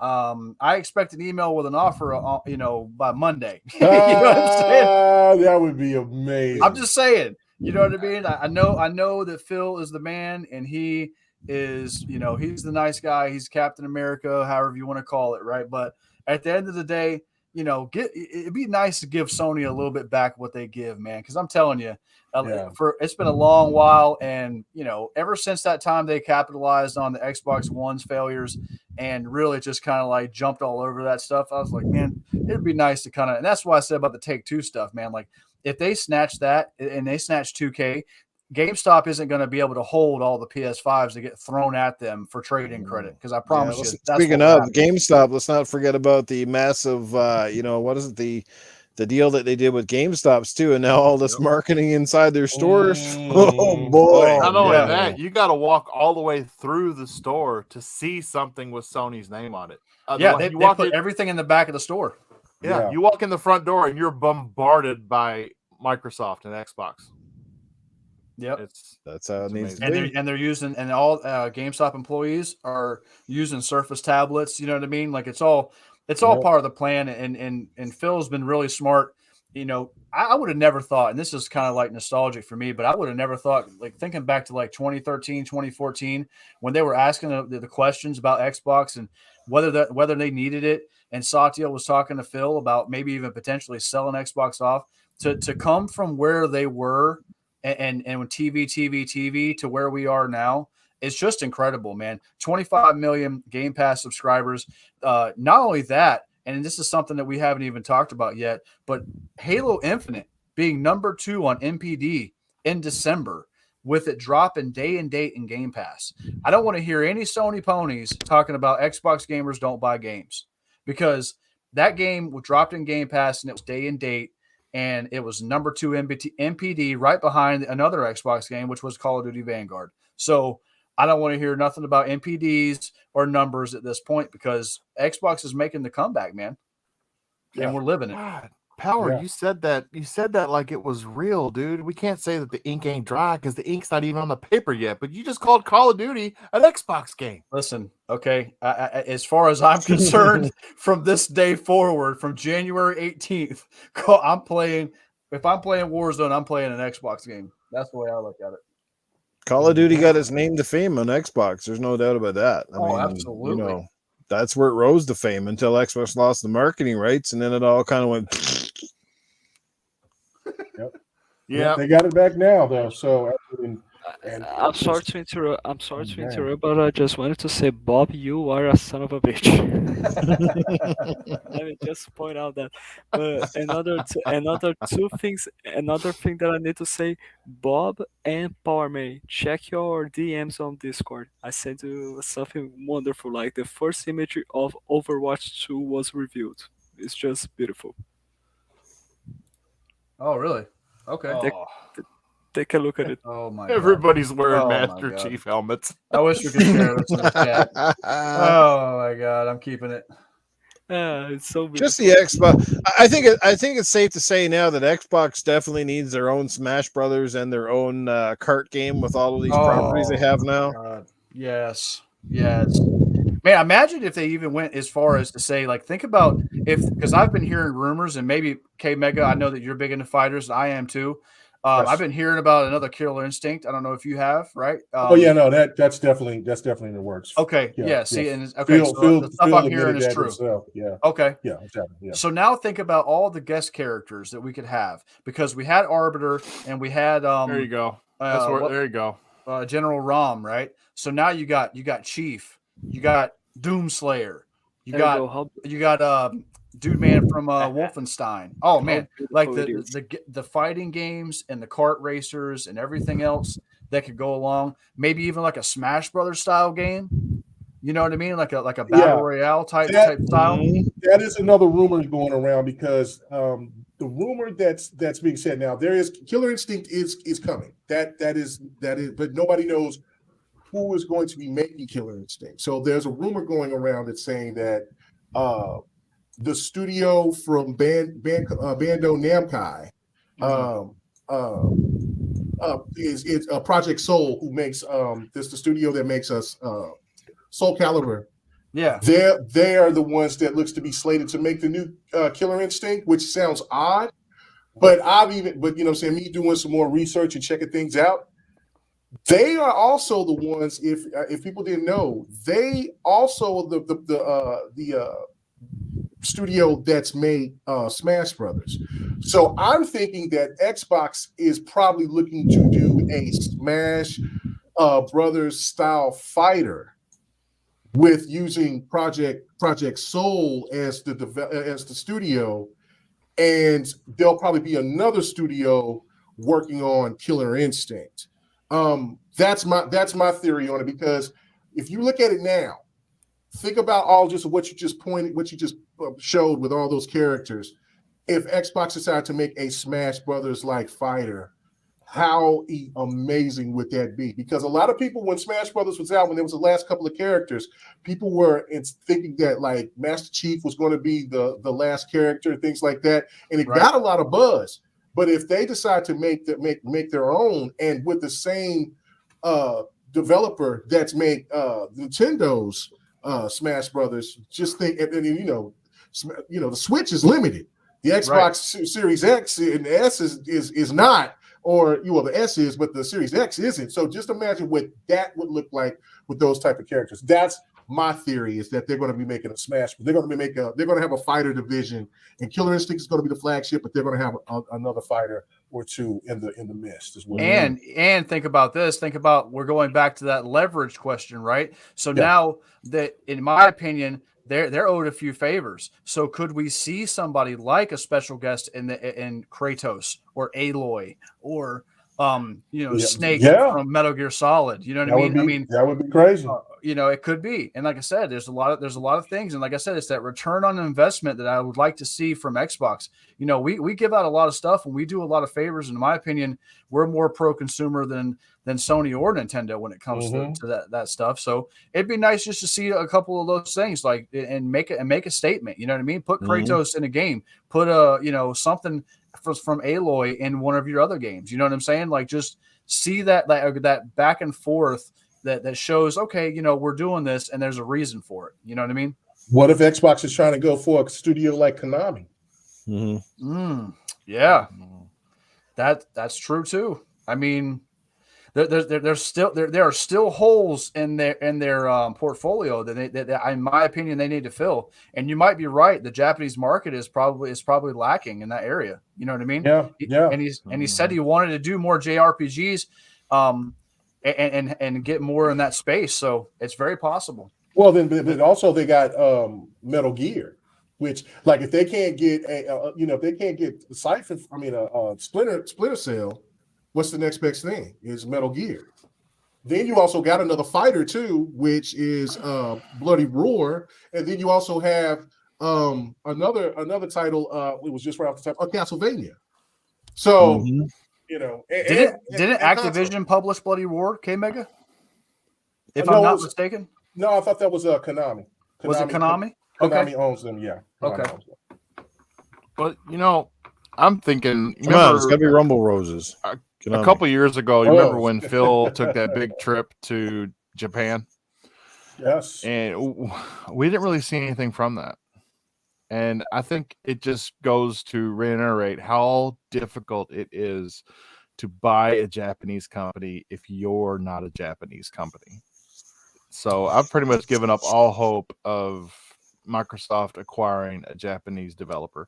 I hate to say it, but the Square Enix, even at the end of the day, even Sega and Konami, it's going to be, because let's face it, Sony is dug deep into that culture, and it's going to be very difficult for Microsoft to pull one of them off. It is almost impossible. So they're better off sticking to the Ubisoft. I will say this: the PlayStations aren't selling as hot in Japan the PS5s nearly as hot as the Switches. The Switches are outselling them 2 or 3, or even sometimes even 4 to 1.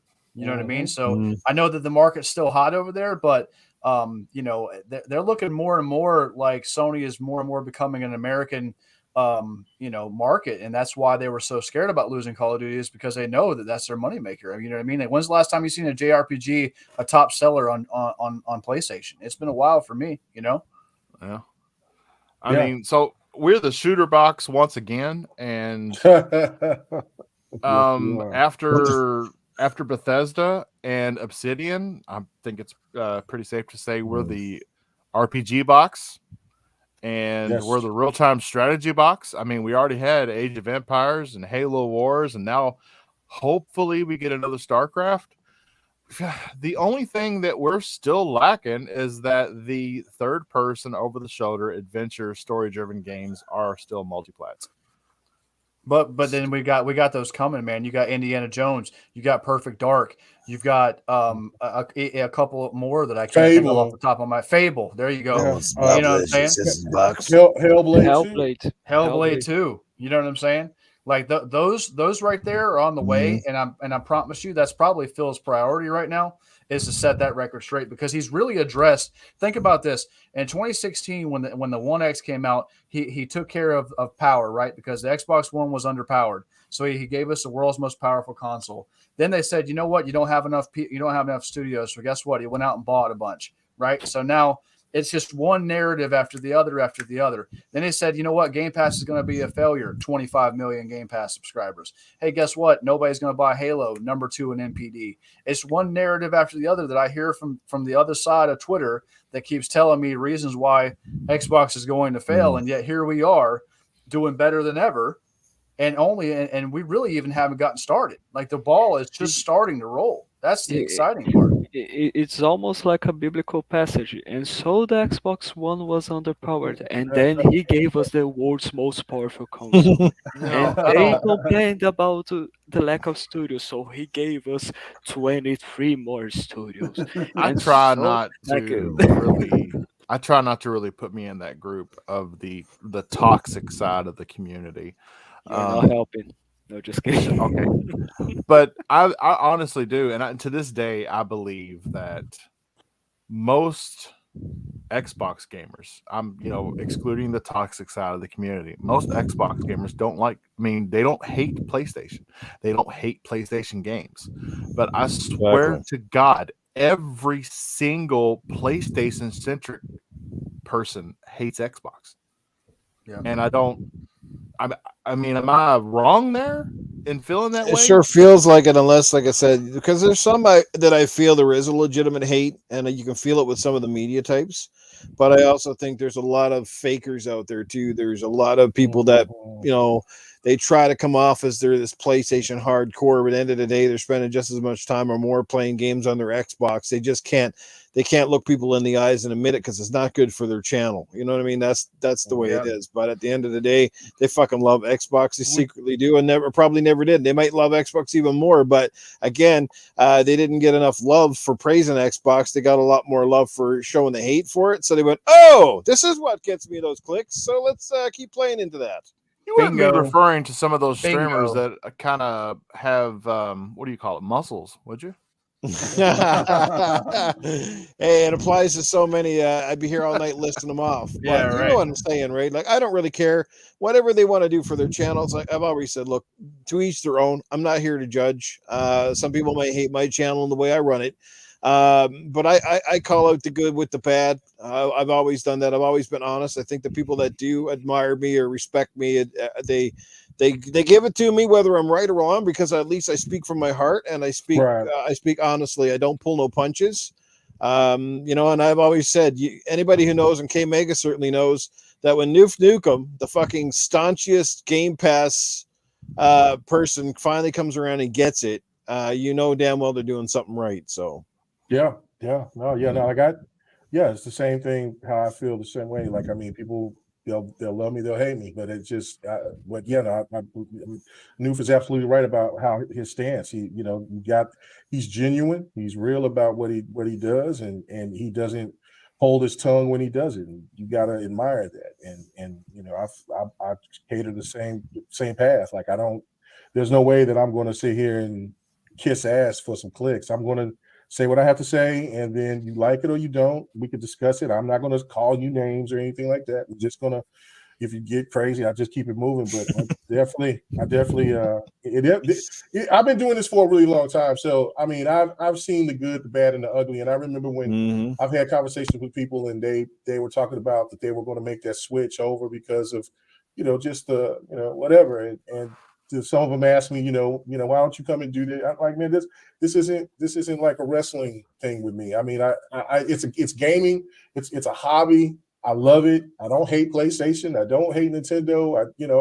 I got love for everything. It's just the fact that the things that I talk about, though, that would make me look so that would contradict everything that I've said about a company, and that I'm over here now capping for just to get a certain plateau or say get some ad revenue. Fuck that. I'll never do that. I could just stay where I'm at from here until I get done. But I just think that people will find you, and it'll take a little bit longer. But if you're genuine, people will find you.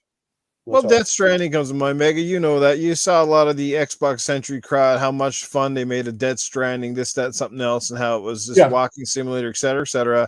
And fucking after they switched sides to PlayStation, all of a sudden, Death Stranding was like, oh, it's my Game of the Year contender, and it's amazing, and I can't believe how walking is so much fun. Yeah, some of the bigger YouTubers at that time was starting that stupid rhetoric about going against Japanese games. But then now all of a sudden they're repping a Japanese company. Like that just don't make any sense. So that to me, like, I mean, listen, if their fan base likes that type of train wreck, I mean, that's their business. But I'll never change my status of who I am, man, and how I feel about things. Sorry, guys, I didn't make to take us down another road. We made it all depressing. Oh my god, yeah. We lost Powerman, K.Y Bob, we lost your show, guys. No, we opened up door number C, and it went down to an whole new alley. Yeah, me and Newf held hands like, let's go in here, let's go, yeah. Nobody else. I do want to mention that the Xbox Live Party podcast is having a Halo tournament this weekend at 8 p.m. Eastern Standard Time, and there are still spots open in this Halo Infinite tournament. That's right. It is free for all, so there won't be any teaming up or anything like that. Nice. And if you want in on it, then you need to DM the Jenna. Yep, the Jenna Gaming, which is spelled TheGinnagaMing, and let him know that you're interested. I'm just gonna let y'all know right now that I'm gonna win. So, wow, oh yeah, sure. Need not to. Yeah, I'm gonna. It depends on what we're playing. I just saw your beautiful KDA of 613. Beautiful. Well done. If I send my buddy Double Tap over to your games, you guys better say your prayers. Oh, but yeah, the channel is trying to not just put out content, because we do an awful lot of that. We've got 2 shows right now, or 3 shows right now. We're getting ready to add a 4th show. We review every indie game under the sun. And if you check out our channel, which is the XBL Party Podcast channel on YouTube, there is just an endless amount of indie games that have been reviewed by our the man that runs our channel, Ash. I'm a Ghostbuster. And yeah, check it out. Yeah, it's a lot of good content, man. A lot of good games that a lot of people might not pay attention to, but there's a lot of gems, man. There's plenty of little gems in there you want to check out. By the way, we got our first Patreon. Oh, yes, we have a new Patreon right now, and you can join for just $1. Wow. And like I said, we are trying to reach out to the community more. We're going to start having, not this week, but next week moving on, we're going to have game nights where fans of the channel can come on and play with us in Xbox Live Party. And the Halo Infinite tournament this weekend is the start of that, to kind of interact with the community and more than just the chat during the shows. And we're all really looking forward to that. Not just that, but we are going to be way more active on Twitch. And one of the things that are going to be happening is Sea of Thieves, Halo streams, but also the promise that we made last year.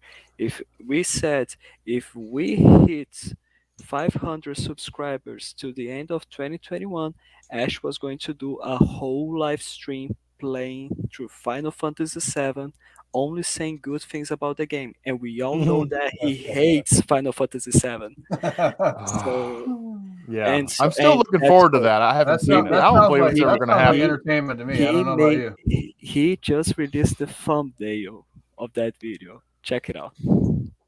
But again, like, share, subscribe, check us out. I'm going to run through the panel here and let everybody give their outros. I'm going to go straight down. Powerman 4K, where can people find you, brother? Well, man, before I give my outro, I just want to do a special thanks to Newf, to Mega, and to Doc Dark. I just really appreciate you guys coming on the show and giving us a chance of coming in and chopping it up with us, man. You don't know how much this means to me and to us at the XBL Party podcast, man. So I just want to say I appreciate you guys. I really hope that we get to work together a lot more in the future. But hey, I'm Powerman 4K. You can catch me on Twitter. I'm usually out there boxing ponies on Twitter most of the day.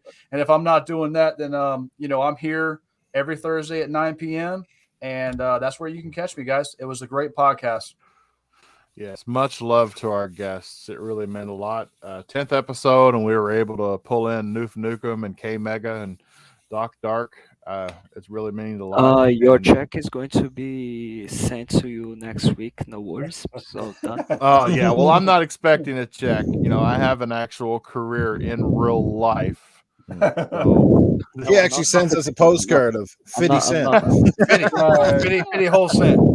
I'll send you the $1 that we got from the Patreon. The Patreon. Newf Nukem, where are all the places people can find you if they haven't already heard of you? I'm always in the gutter. That's usually where you can always find me. But hey, I got to know who's been breathing so hard this whole podcast. Were you just doing a 30-minute marathon on your old lady or what? Not me. Anyway, I had to end on a high note. Serious Sam, what'd you say? I just want to guys, this was a hell of a great show. You guys are doing something really special. You just got to keep it up. You got to stick with it, okay? Because honestly, this podcast is so very hard. It's second of all, very hard to find a fucking open time slot. Because I swear to God that everybody, they're in their damn frogs and cats, they got a podcast. So try to find some time and get an audience. It takes a long time. But I swear to God, if you keep it up like a hard on after a fucking frat party, let me tell you guys will be doing all right. Let me tell you guys keep it going. All right. That was Thank you for those positive words. Thank you. Yeah. But yes, on Tuesday nights, it is Gaming After Dark, where you can hear Arnold, Safe House Sam, Cletus, and more other interesting characters. Tony Baloney to be one of them as well. You can find me there. And on Sunday mornings, my more family-friendly podcast with another fantastic group. It is called Good Morning Xbox. It goes down at 9 a.m. Eastern, which would be 7 a.m. Mountain Time. Yeah, it's a damn early one. Hey, I got to try to stay away from the Iron Lords. Those guys are kicking it over there. So shout out to the Iron Lords podcast. Some great dudes there as well. But yeah, it's always a pleasure to be here, guys. Thanks for the invite. Always good to hang out with my good buddy KMEGA, who well, obviously he'll tell you I'll be hanging out with him tomorrow night as well, but he'll have more about that in a second. But anyway, that's it for me. I'll shut my trap. Have a great game. Have a great night. Thank you, Newf. Meant a lot, brother. Fabio, where can people find you? Well, you can find me on Twitter as FBOAmorine97. You can find me on Xbox as BowFunLizard8. Don't ask why the name.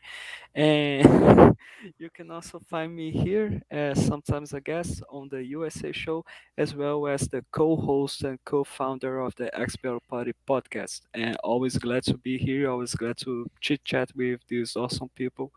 And just really glad to see how things went down. And thank you so much to our guests as well as to Portman and K.Y Bob for hosting this awesome episode.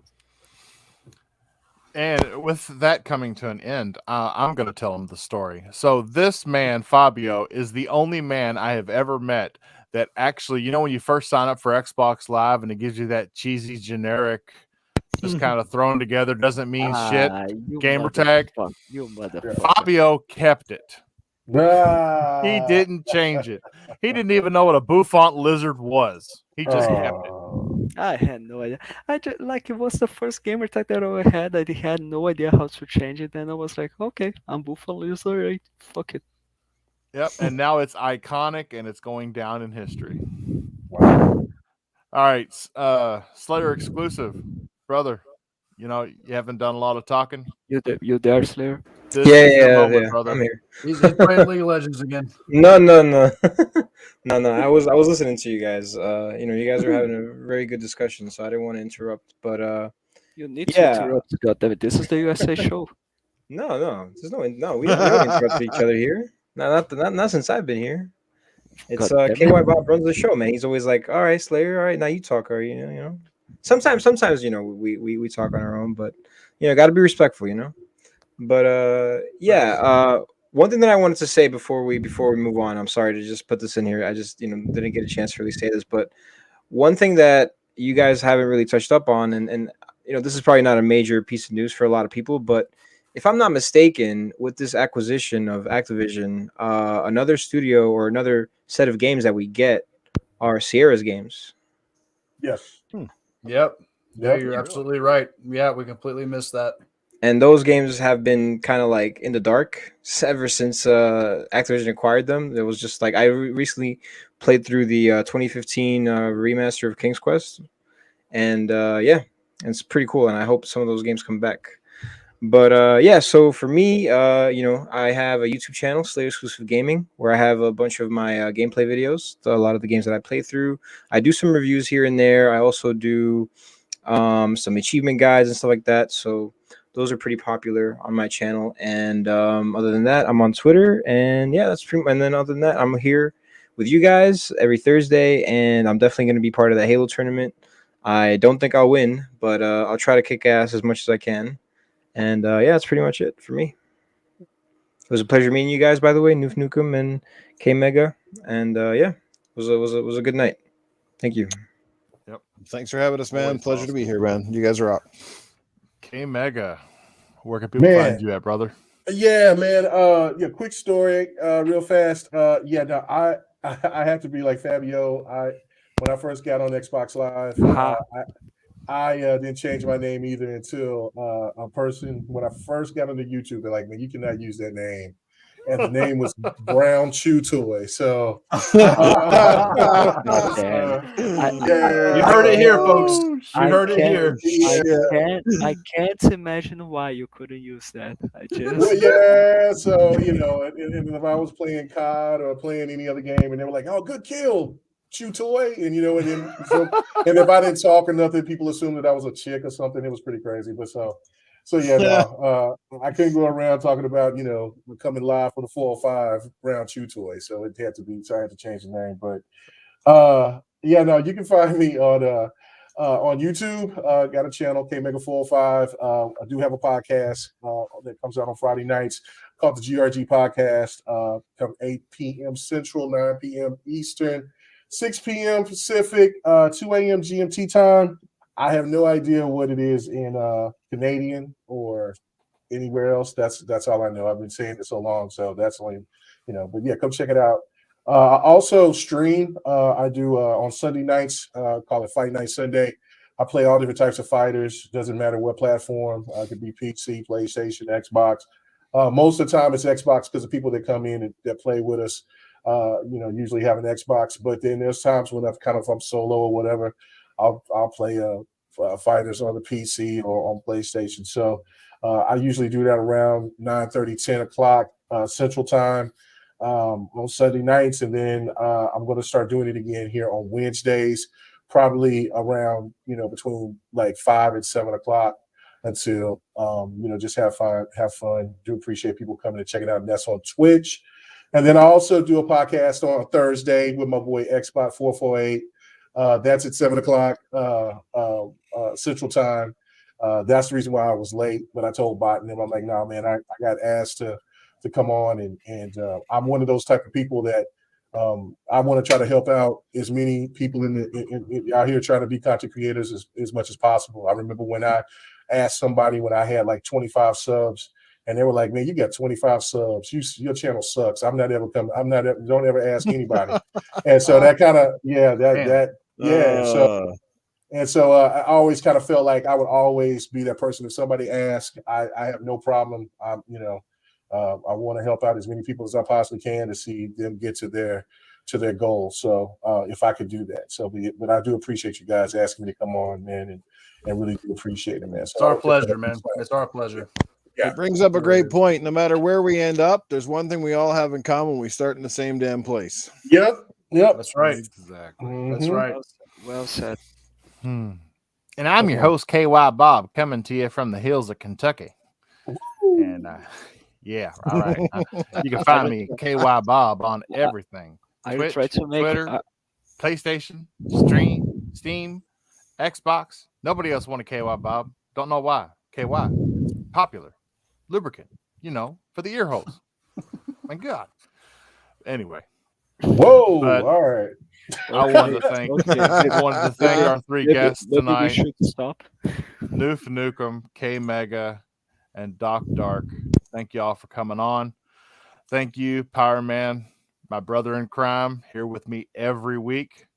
Yes, Fabio and Slayer, the Always a other pleasure. two members of the Xbox Live Party podcast. And thank you, everybody. It was nice to be seen. It was nice to see you. And thank you for telling a friend. Good night, everybody. Good night, everyone. Thanks so much. Have a good night, everybody. Bye.